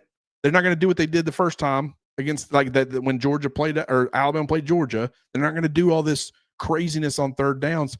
So we'll play the long game. we'll give up what we need to give up. And it is working. And Alabama has no answers. And I honestly, I don't know how you compensate for it, to be honest. Appreciate the $4.99 super chat. Kickback MIA. Who's throwing the brick through the board's office window? If you know, you know. Look, I mean, I've been hard on everybody. I'm just telling you what I see. And there's might be some people in here that don't agree with everything I'm saying. Someone might be like, you're out of your mind about the Jalen Milroe take, or you're out of your mind about Todd Simpson. How are you talking about Todd Simpson like this? He doesn't deserve this. I'm just telling you my opinion. And I feel like it's a fairly informed opinion, but it doesn't mean I'm 100% correct. And if I come away and I watch the tape and I see something different, I'll come out here and tell you guys. But what I'm not going to do is just I want Alabama to do well. Everybody does. I'm also going to be honest about things. It doesn't look good. I still support Kalen DeBoer. I have questions. It's hard not to have questions. But I still believe in this coaching staff. I still believe in the direction that they're taking the program. It's just happening too slow. And I think that right now, what they have to bank on is some of the deficiencies that they have this year. You have to get them corrected in the offseason. Whether it's getting different bodies in there, maybe it's in Xavier Crowell and you just start leaning on him. Maybe it's an AK Deer who takes that next step and becomes a dynamic player who can make guys miss and be more, a better presence at running back that creates a better run game. I don't know, but you have to get because one thing that you've proven as a coaching staff is you don't know how to overcome these deficiencies. They are crippling for you. And so I don't know what you need to do, but you got to get it fixed. I believe in their ability to do that because I believe that the team buys in. I worry about the toughness sometimes. I worry about the killer instinct sometimes. But the team, it's a close-knit locker room. It's a close-knit team. They want to do well, and they believe in the coaching staff. So as long as that's the case, I'm willing to continue to exercise patience. Not a lot of Alabama fans will. I understand that. But I'm not ready to give up on them just yet. John, appreciate the $1.99 super chat. Maybe we found out why Grubb lasted 1 year in the NFL. Yeah, and granted, his problem in the NFL is that their offensive line wasn't set up to be throwing the football like they were. Their running backs, they had two. They invested a lot in that position with Zach Charbonnet and the Michigan State. I'm drawing a blank. I don't know why. They have Kenneth Walker. They had the backs and they had really they didn't have a great offensive line, but I'm saying that the offensive line was kind of built more for running the football. And it was him trying to, in some ways, be the Washington offense or have the Washington offense when it really wasn't set up that way. I think that's what really got him in trouble. I think it's a little bit different at Alabama because, I'll go ahead and tell you, they have a couple of guys who would be better if you were more of a run-based power scheme, downhill rushing attack. But I still think that overall that wouldn't work with how that you can't have that type of situation, that type of personnel and stuff, and then play the Washington offense. I think that's where he kind of fell short in the NFL, and why to some extent he's fallen short now. Senio, I really hope I said that right. I apologize if I didn't. I appreciate the $10 super chat. I give UGA credit for disguising coverage as well. Bama shifts and motions every play to give the QB coverages tells. But UGA disguised very well. Roster is still transitioning, and we'll get it rolling. I appreciate that positivity, and I don't disagree. And it's not just Georgia. Auburn did a good job with that. Oklahoma did a good job with that. Give them credit. But Oklahoma was the one that showed the blueprint. Because Alabama didn't play well offensively at all against LSU. They just didn't. But I still don't think they were the one. It was Oklahoma. Oklahoma said, this is how you do it. And it's very delayed. It's if Todd doesn't know what you're doing pre-snap, like early in the season, I think if he's got an idea, even coming off a play action, he's turning his back to the defense. If he's going into that and he's got a pretty good idea of what you're doing, there's not a whole lot of, like, I was giving him credit for post snap reads, and I think he was doing some of that, but I think a lot of that was zone based, and where he was just understanding, okay, this is what they're in, this is where I need to go. I think the more teams have manned up on Alabama's receivers, and it's kind of a little bit more difficult to do the anticipatory throws and things like that, I think that's caused him some problems. I don't think he's winning much post snap right now. And a lot of that is just, he's not processing things. And right now he's just staring down receivers. It's so bad. Like just everything looks vastly different than it did early in the season. L. Crolison, appreciate the $1.99 super chat.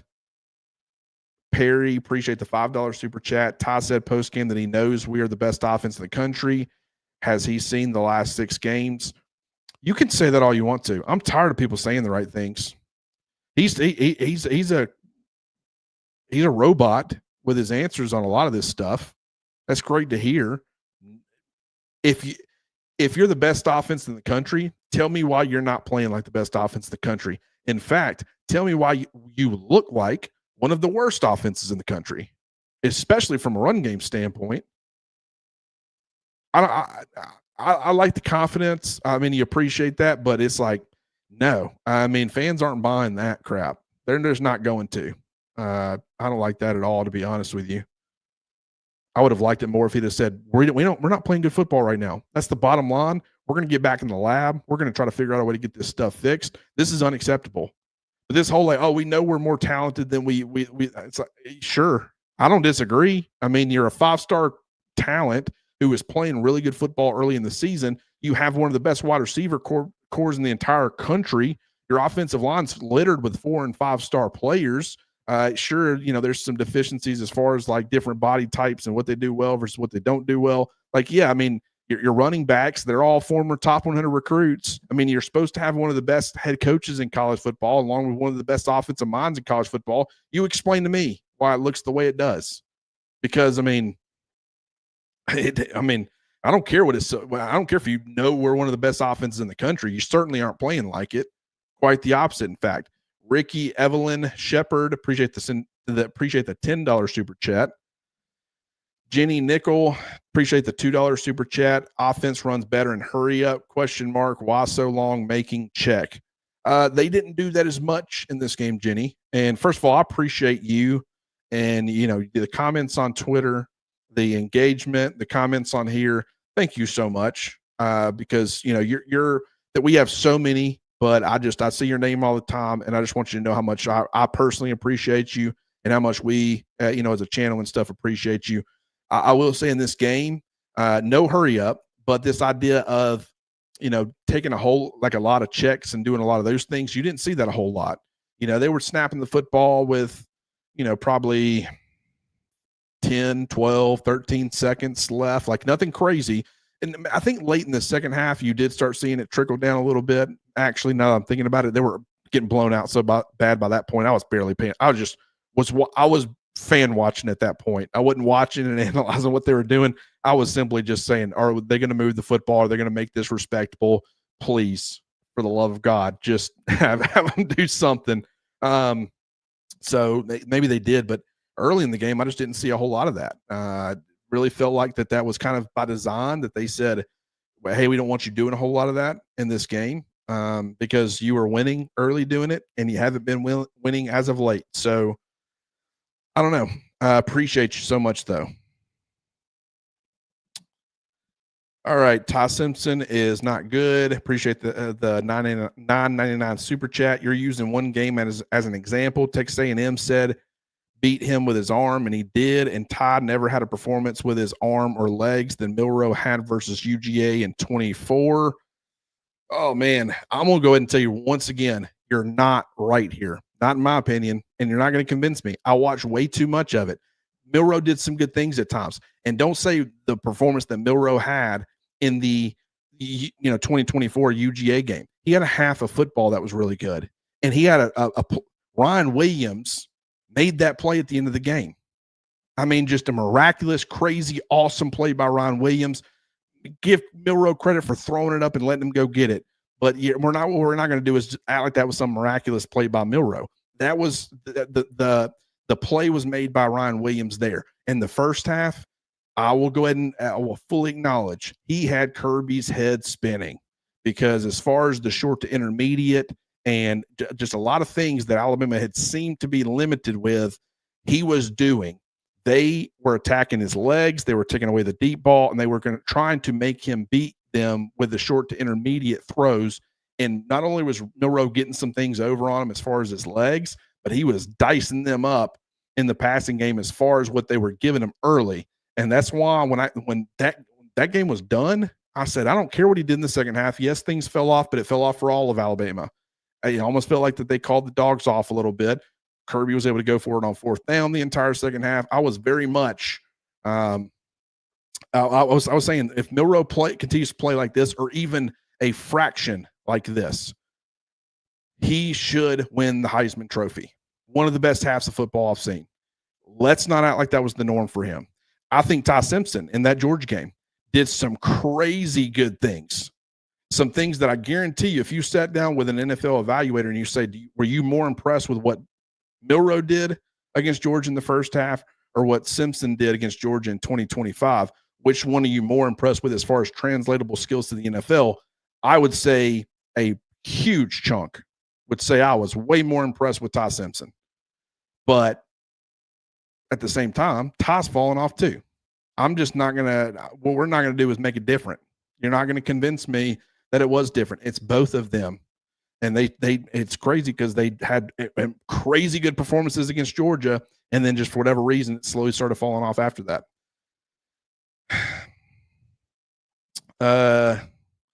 DD, appreciate the $4.99 super chat, super sticker. Thank you so much. Mattress Matt, appreciate the $10 super chat. Who cares about ruining Ty Simpson's year by removing him? The team is more important. Why do we have backups and practice them specifically for moments like these? Time for Keelan and his offense. I don't know if Keelan is who they turn to. I'm going to go ahead and tell you. Why would you do that to Keelan? They've seen Keelan in practice this entire season. I haven't. What I will say is that Keelan might be this elevator of talent, and he might step on the field and just do some crazy good things, and just he doesn't miss a beat with all these things going wrong around him. But what is going right in this offense that makes you feel like it's a good idea for a guy who can be an absolute superstar for you later? Let's throw him out there in this mess right now without a run game. Wide receivers are banged up, offensive line's banged up, tight ends are banged up, and let's see if he can just be the dude. Just see if he can overcome all of it. It's like, sure, that is possible that he comes in there and just everything ends up looking great, but it's also possible that you ruin his development and hurt him from a confidence standpoint because he gets absolutely destroyed. And so I'm not saying that they shouldn't do that. What I'm saying is I'm working off of very limited information, and it's very easy for me to say, when I'm working with pieces of the puzzle and not the entire thing, throw him out there. He's let him go through the growing pains. I don't know what that would do for him long term. Quarterback development very much is mental. You've got to be careful. You have to. So, I mean, they might be thinking a lot more 2026 and beyond than 2025. And you might say, I don't care about 2026. Give it to me now. If he was guaranteed to do way better, then sure, we would all take that, and he would be out there. But what if you put him out there and he's no better than Ty? He gets his brains beat out. He makes a bunch of mistakes, and it kills him for his career. His confidence is completely shot. Like it's a lot easy it's very easy as a fan to do that.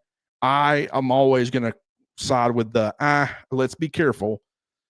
I would actually probably say, and if they were, when I say Ty probably should have been benched, I probably would have turned to Austin Mack. That's kind of my point, because I think Austin's just more ready for that. Don't know necessarily that he is ready. I just think he's been in college long enough where. So, Danko Hawkins, appreciate the $10 super chat. Ty Simpson is not good. All I know is Milroe beat Georgia, won the conference, and MVP. Won the conference. You talking about when? Yeah, okay, you're talking about 2 years ago. Yeah, I mean, sure. Let's give Ty another year as well. I mean, at that point, we don't know. I mean, maybe Ty does all that as well. Like this was the second time that Milroe would face Georgia. He had been. It was his second year as a starter when all these things are happening. Don't act like that's not a difference. I mean, once again, I mean, I'm not going to sit here and defend Ty.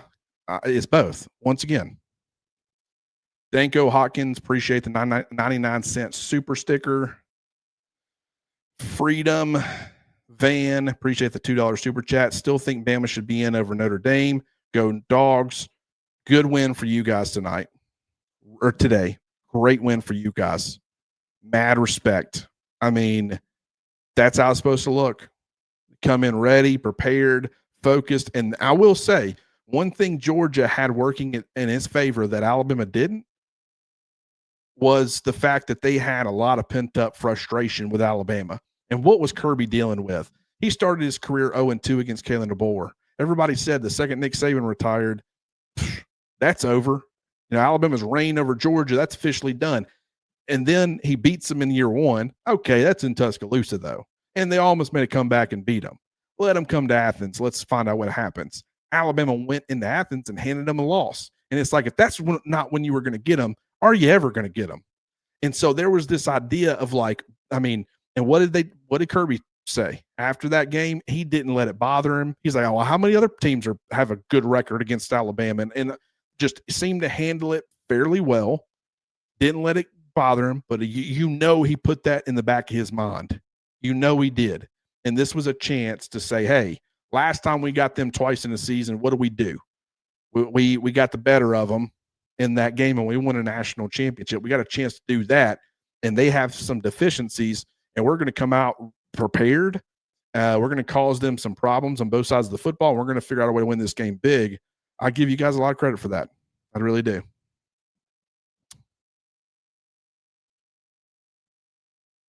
Okay.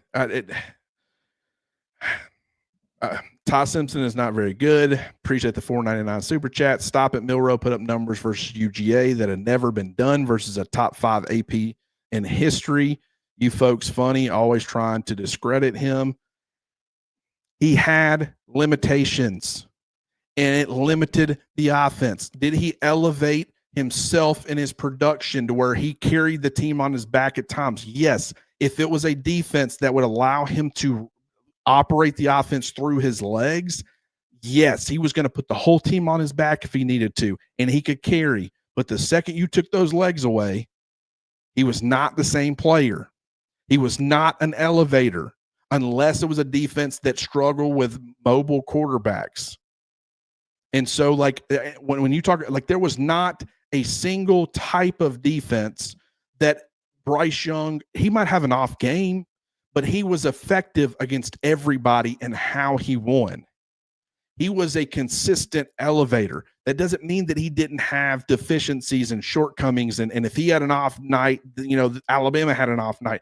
Like, I'm not saying that he was this Superman that just didn't have any problems or struggles. What I'm saying is how he won was something that you could consistently win with, regardless of the defense that you faced. There was nothing that you looked at and be like, this type of defense gives him absolute fits. His ability to diagnose, his ability to create and buy time with his legs. He really didn't use his legs a whole lot as far as, you know, taking off and running, but he could do that.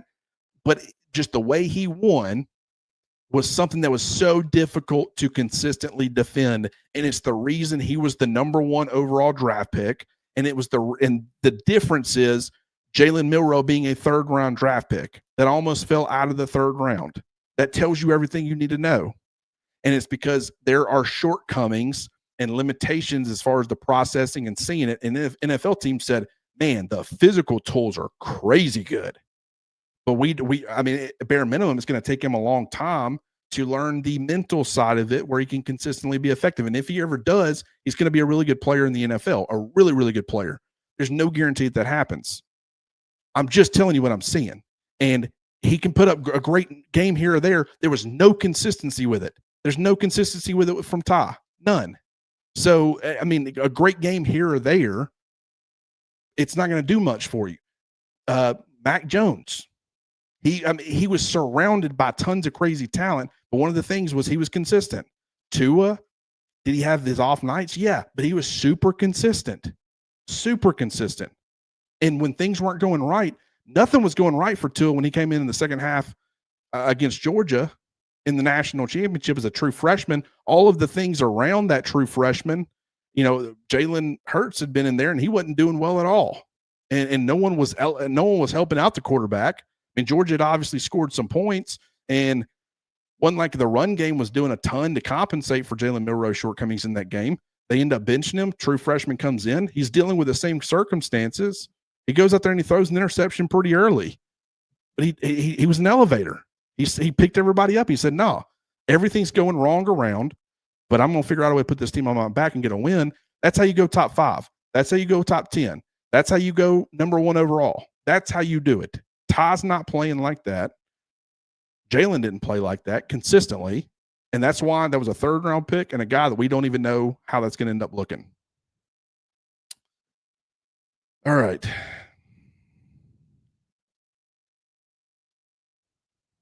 All right. So Rex, appreciate the $20 super chat. He points out that Ty Simpson is not very good. Has now paid $20 to troll you about Milroe versus Ty. What a waste of time. Here's $20 to say I appreciate what you're doing. You're my favorite Bama analyst to listen to. Keep it up, Clint.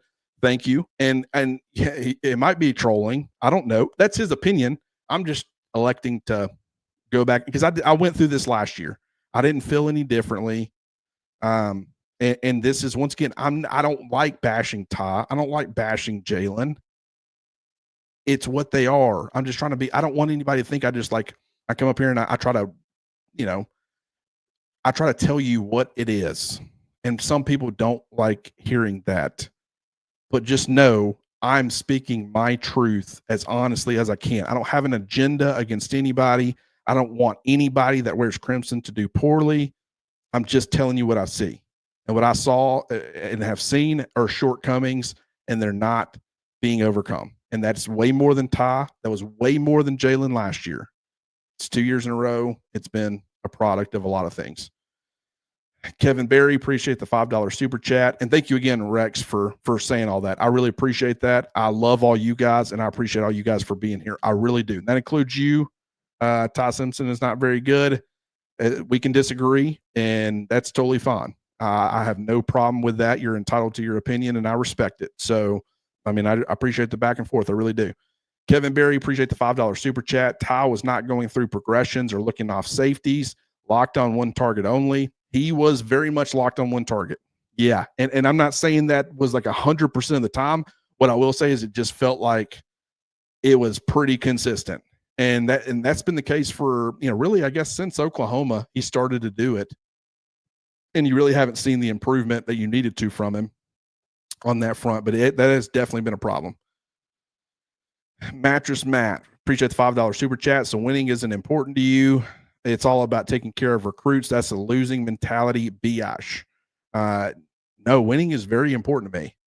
Tell me how Keelan Russell is guaranteed to help you win football games more than Ty. I'm not saying that he wouldn't. I'm saying you sure as shit don't know. You do not. I mean, and you can act like that you do all you want to. I've watched way too many quarterbacks be thrown to the wolves way too soon, and it completely ruined them, and it do nothing for you in the immediate. Nothing.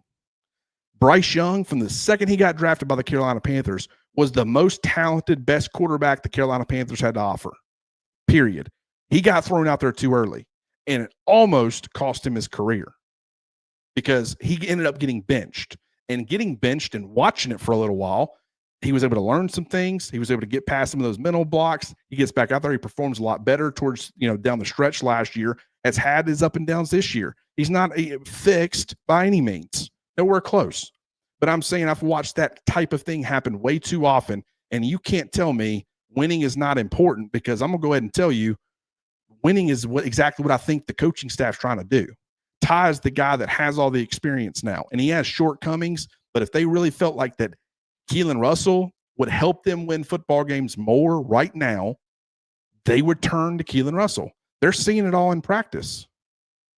So, I mean, and granted, I'm not saying that the coaching staff isn't above, like, oh, if they would have played this guy, like they could put Keelan out there and he ends up being a superstar and making everybody look foolish, including the coaching staff. What I'm saying is that the only people who have all of the information and you sitting here acting like, oh, if you just make that move, you're good to go. It'll fix everything or it'll be better. You'll win more football games. You don't know that. I don't know that. We don't. So I'm just telling you, you could end up putting him out there, getting the exact same thing, maybe even a little bit worse. You know, he might go out there and have a 4 interception game because they're switching pictures and they're confusing him, and he's not as disciplined as Ty, and he pulls the trigger, and he's throwing an interception, and he throws another interception. Like, if that happens, you might get an even worse performance, and you might get ruining for the future. So what did you do for yourself? I'm saying that maybe I think they should have tried somebody else. I would have gone with Austin Mack. Maybe if they would have gone with Keelan, it would have told me, okay, the fact that Keelan was the second guy out there, they trust him to be that guy to come in and try to steady the ship. He must have been doing some pretty good things in practice. And it could be just that they're too loyal to Ty, too loyal to some of their guys, and maybe they shouldn't be doing some of that. But to say winning isn't important, I don't see how you're reaching that conclusion. Kyle Marmon, appreciate the $10 super chat. Thing is, Clint, we want a killer at head coach. Saban didn't worry about Tua's development or how Jalen would feel about it. He just wanted to win. KD is willing to play every other bench player besides his QB. I mean, maybe. I wouldn't say. Saban had seen what Tua had done in practice. Brian DeBall had already wanted Tua to be the starting quarterback, and the teammates had seen it behind the scenes too. They all knew who the better quarterback was, and at that time, Jalen's ended up winning a Super Bowl. Tua's struggled as of late, but at that given time, Tua was head and shoulders better than Jalen. He just was, and everybody behind the scenes knew it. So if everybody was feeling that way, you're acting like that Tua had no problem worrying about Tua's development. It's because everybody knew. And the only thing that was holding it back was just, man, Saban loved Jalen. And Saban did still believe in Jalen. But it had become too much to ignore. If that's what DeBoer and all the other offensive personnel and all the players on the field, if they all just see Keelan is just wrecking people in practice and just way outperforming Austin Mack and Ty Simpson, and yet they're sticking with Ty, then maybe I could agree with you. But we don't know if that's happening. I mean, and I could go ahead and tell you I knew that was happening way before we saw Tua in the second half of the national championship. That was already been being talked about by a lot of people. So, but I will agree with you that it's a production-based offense. Ryan Grubb has said as much on multiple occasions. And right now, Ty is not necessarily producing. So I say treat him the same way that you're treating everybody else. I know it's more difficult because your quarterback's your leader. They're more finicky from a mental standpoint. If you bench him and then you got to go back to him like that.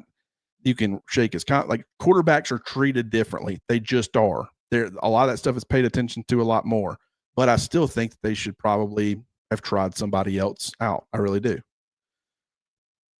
Brandon from DC, appreciate the $4.99 super chat. Bryce Young's calmness under similar pressures must be studied. I could feel Ty's anxiety through the screen. Brandon, I 1,000% agree with you. I could feel it. I felt it for a month and a half now. Progressively worse each and every week. You can feel it, and it's like you can tell. I mean, there was even a play where they're showing a replay, and he had gone through his progressions. He had kind of escaped to the left and then got the football out, and it ended up being a pretty decent chunk play. 10, 15 yards, something like that. But just watching him, I'm like, he just looks shaky. He just looks overwhelmed. Like you can see it in his eyes, and that worried me. But I will say, when they're showing DeBoer on the sidelines, when things aren't going right, I feel the same way. I feel the same thing. So I don't think it's any better from your head coach, which is one of the most worrying aspects of Kalen DeBoer that I have. Nick Saban was just, and like a Lane Kiffin. Lane can pull a bunch of stupid stuff. It's like he could go for it on fourth down right out the gate on his own 10-yard line, not get it. And it's like everybody's like, you're the biggest idiot on the planet. And he just doesn't care. There's just this just that was dumb. There's like a difference there. There really is. Lane comes with his own set of problems. Don't get me wrong, but I'm saying like Nick Saban, there's this like unwavering confidence in himself. I don't know that Kalen DeBoer has that. I'm once again speaking candidly. So I think that's a problem with your quarterback and a problem with your head coach. And that's probably not a popular thing to say, and I probably shouldn't be saying it, but I'm saying it anyways. Josh Mullins, appreciate the $5 super chat. Ty's bad decisions wouldn't hurt so bad if Alabama could run the ball. I'm still riding with DeBoer. Will be an interesting spring. Roll Tide. Agree completely. And that's where I feel like that the coaching staff has been like, man, if with his struggles, we could help him out so much. Let's get this run game figured out. If we can get the run game figured out, then maybe we can take some pressure off of him. He can start getting his confidence back up and not feel like he's carrying the weight of the entire offense and really the weight of the entire team in a lot of ways. And maybe we can start to get this thing going. And it's just they've tried to commit more to the running the football, and you saw incremental improvement here or there. And then you have this performance, which we knew. I mean, one thing about Oklahoma can have a great defense. Auburn can have a great defense, great run defenses. Kirby Smart takes the Nick Saban approach. You're not going to run the football on them. You're not going to do it. Against Tennessee, in 2022, what did Nick Saban and Pete Golding do? They said, Jalen Hyatt can have 37 touchdowns today and 16,000 yards. We don't care. You're not running the football on us. We're going to stay committed to make sure we are doing what we need to do to stop your run game. I argued at the time, I'd rather lose death by 1,000 cuts. And I would make them continue to snap the football and hope at some point they make a mistake or your defense gets can get a turnover or whatever. But that's just the Nick Saban mentality. That's the Kirby Smart mentality. So it was always going to look different. And I probably didn't give that enough credit. I'm hindsighting this a little bit, but we probably didn't give that enough credit going into this game, that any sort of incremental improvement that you had shown, don't bank on that against Georgia. They were going to do what they needed to do to stop your run game. And Alabama didn't do enough off of it. So I agree with you, though. I can say all these things about DeBoer. I'm being truthful. I'm concerned about it. I still believe in this coaching staff. I still do. Maybe that's foolish of me, but I still do. Appreciate the $10 super chat. Mattress Matt, if something isn't working, stop doing it. Whether the alternative works or not isn't the point. The point is doing the same thing over and over and expecting different results is insanity. I don't disagree with that. That's why I do agree. And I reached a point where I said you needed to try somebody else out. So we are on the same page with that. We are, but it's just, I would have turned Tossin Mack because of the moment. And had they turned to Keelan Russell, I wouldn't have been like, oh my gosh, you're making a terrible mistake. What are you doing? I'd have been like, okay, they know him better than I do. They've seen all his, how he's progressed and how he's been doing. And so if they felt comfortable putting him out there in that situation, that must mean that he has some level of trust to at least a point where you can say, let's see what he's got. Like A.K. Deer, similar situation. We learned today why he's a freshman and why he probably hadn't been playing a ton this year when they had a bunch of other options, not great options you questioned. Everybody said, A.K. Deer, is he the solution? They should be playing him more. They should be trying him more. I haven't seen a running back completely blow an assignment. Like I've seen running backs not get their blocks. I've seen guys drop passes. I've seen mistakes, but just, quarterback takes the snap, turns, and the running back's not there. I mean, I haven't seen that this year. And so like that, it kind of proved, okay, was that better? Like, did A.K. Deer really blow anybody away? He went out there and went 3 carries for 10 yards, averaged 3.3 yards per carry. We know he had at least one massive blown assignment. So it's like, what did he really, did he fix everything or was it more the same? At least they tried it, I guess, and they tried it only through necessity, but they could have went with Draylen Washington. Washington, I think, is healthy. I don't think anything's wrong with him. So I think it's a similar situation where it's like, I just don't think they're going to be solutions like you think they're going to. And if they decide to put Keelan out there, I would just say, okay, let's see what he's got and figure it out then. I didn't have a problem with them putting AK Deer out there today, but we saw why he probably hadn't been playing. MD Port, appreciate the $2 super chat. MD Port, appreciate the $10 super chat. This team takes on the personality of DeBoer when losing. It's terrible. That 4th and 2 is fireable. I don't know what that call was. It's so low percentage. I don't know if that was just I don't know if that's where Ty was supposed to go with it. I don't know. I'll have to go back and watch, but it's 4th and 2. Your entire season is on the line in that moment. It's not just the entire game, because you could lose that football game by 14 points and you're probably getting in the college football playoff.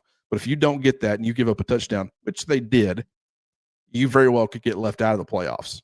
And that's the play call that they chose in that moment. I mean, I don't know. And I was so frustrated about it. I didn't really watch the replay. So a lot of this stuff I'm reacting strictly off of watching it live, emotion.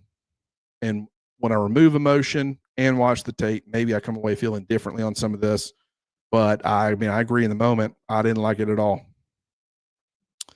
James Jones, appreciate the $2 super chat.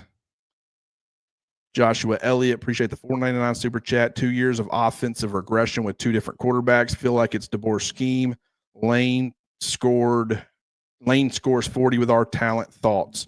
I will say, I understood it with Jalen a little bit more, just because that's not how Kalen DeBoer and Ryan Grubb want to win. It's not how they've won, really. I mean, maybe at like some small, Sioux Falls stop, they've had like a dual threat quarterback that was really effective with his legs, but had a lot of shortcomings in the passing game. Like, that one was more so understandable, because the marriage between quarterback and play caller, you had to do something to make one of them uncomfortable. And I kind of like the fact that they just elected to make Nick Sheridan uncomfortable and let him be the one to because you don't want to put that on your quarterback. So they called plays that fit Milroe, and they had 2 big blocking tight ends that really weren't great pass catchers, or weren't going to be very effective creating yardage after the catch. They had guys like Kendrick Law being more of a gadget player and a really good blocker, kind of almost like a second or third tight end on the field in the way that he blocked on the perimeter. So if Milroe was designed perimeter runs, maybe he could get the block he needed and help out that way. Maybe it was, just point being, I like that they leaned into it that way. I can't really fault them for that. Tom might have some deficiencies. I don't know what's going on with the vertical passing game. I really don't. But this should look way, way, way different. I'm not expecting this offense to look perfect. I've mentioned that I still think there's some things. They're still a little ways away from having it look exactly how they want to. It should look better than this. Way better than this. And so I still don't think it's scheme necessarily. I just, once again, maybe you have to have a lot of these things at least be passable and respectable for this scheme to work. And the fact that you don't, how do you combat that? I don't know. Okay. 2 hours, guys. 2 hours. A long time. I appreciate everybody who has hopped on. I appreciate all the discussions back and forth. It was a frustrating day. And I have no idea what they're talking about with Alabama's chances of making the college football playoff. And I don't know. But what I do know is that I love you guys. I love that we've been able to build a place where I can come and share my thoughts and go through my frustrations, and people participate and comment. We had over 1,200 comments that I just, haven't been able to get to any of them because we had over 60 super chats. I mean, that's crazy. The most we've ever had, no doubt. And that just, that we appreciate that. We really do. And I hate that it looked the way that it did today. But I hope Alabama still figures out a way somehow, some way of getting into the college football playoffs. And they have a couple of weeks to kind of hit the reset button, get some guys healthy, maybe try to figure some things out. I certainly don't want to give up on the season. But just I don't know what's going to happen tomorrow. I really don't. And either way, we're going to be right here. We're going to be reacting to it. We're going to be talking about this team, whether it's 2025 or beyond. There's a lot to be excited about with this recruiting class. There's a lot to be excited about with some of the returning players, some of the freshmen. So we're going to keep hammering away at it. And just, once again, I appreciate everybody who is along for this ride or this journey. It means the world to us, I promise. It really does. If you haven't already, another way that you guys could support us, get on over to rowback.com. Use the promo code Crimson20 to get 20% off your order. I'm rocking mine right now. I changed about 3 times throughout the game. Yes, I'm one of those people. No, it didn't work. Yes, I'm frustrated about the fact that it didn't work. I feel partly responsible. I stood in different places. I came up to my office to watch the game. I watched it down in the living room. I watched it on the stairs looking over my living room. I was trying everything, guys. I was trying to do my part, I promise. I'm one of those fans. I really am. But just appreciate all you guys. Get on over to robot.com. Use the promo code Crimson20 to get 20% off your order. And we will talk to you guys soon.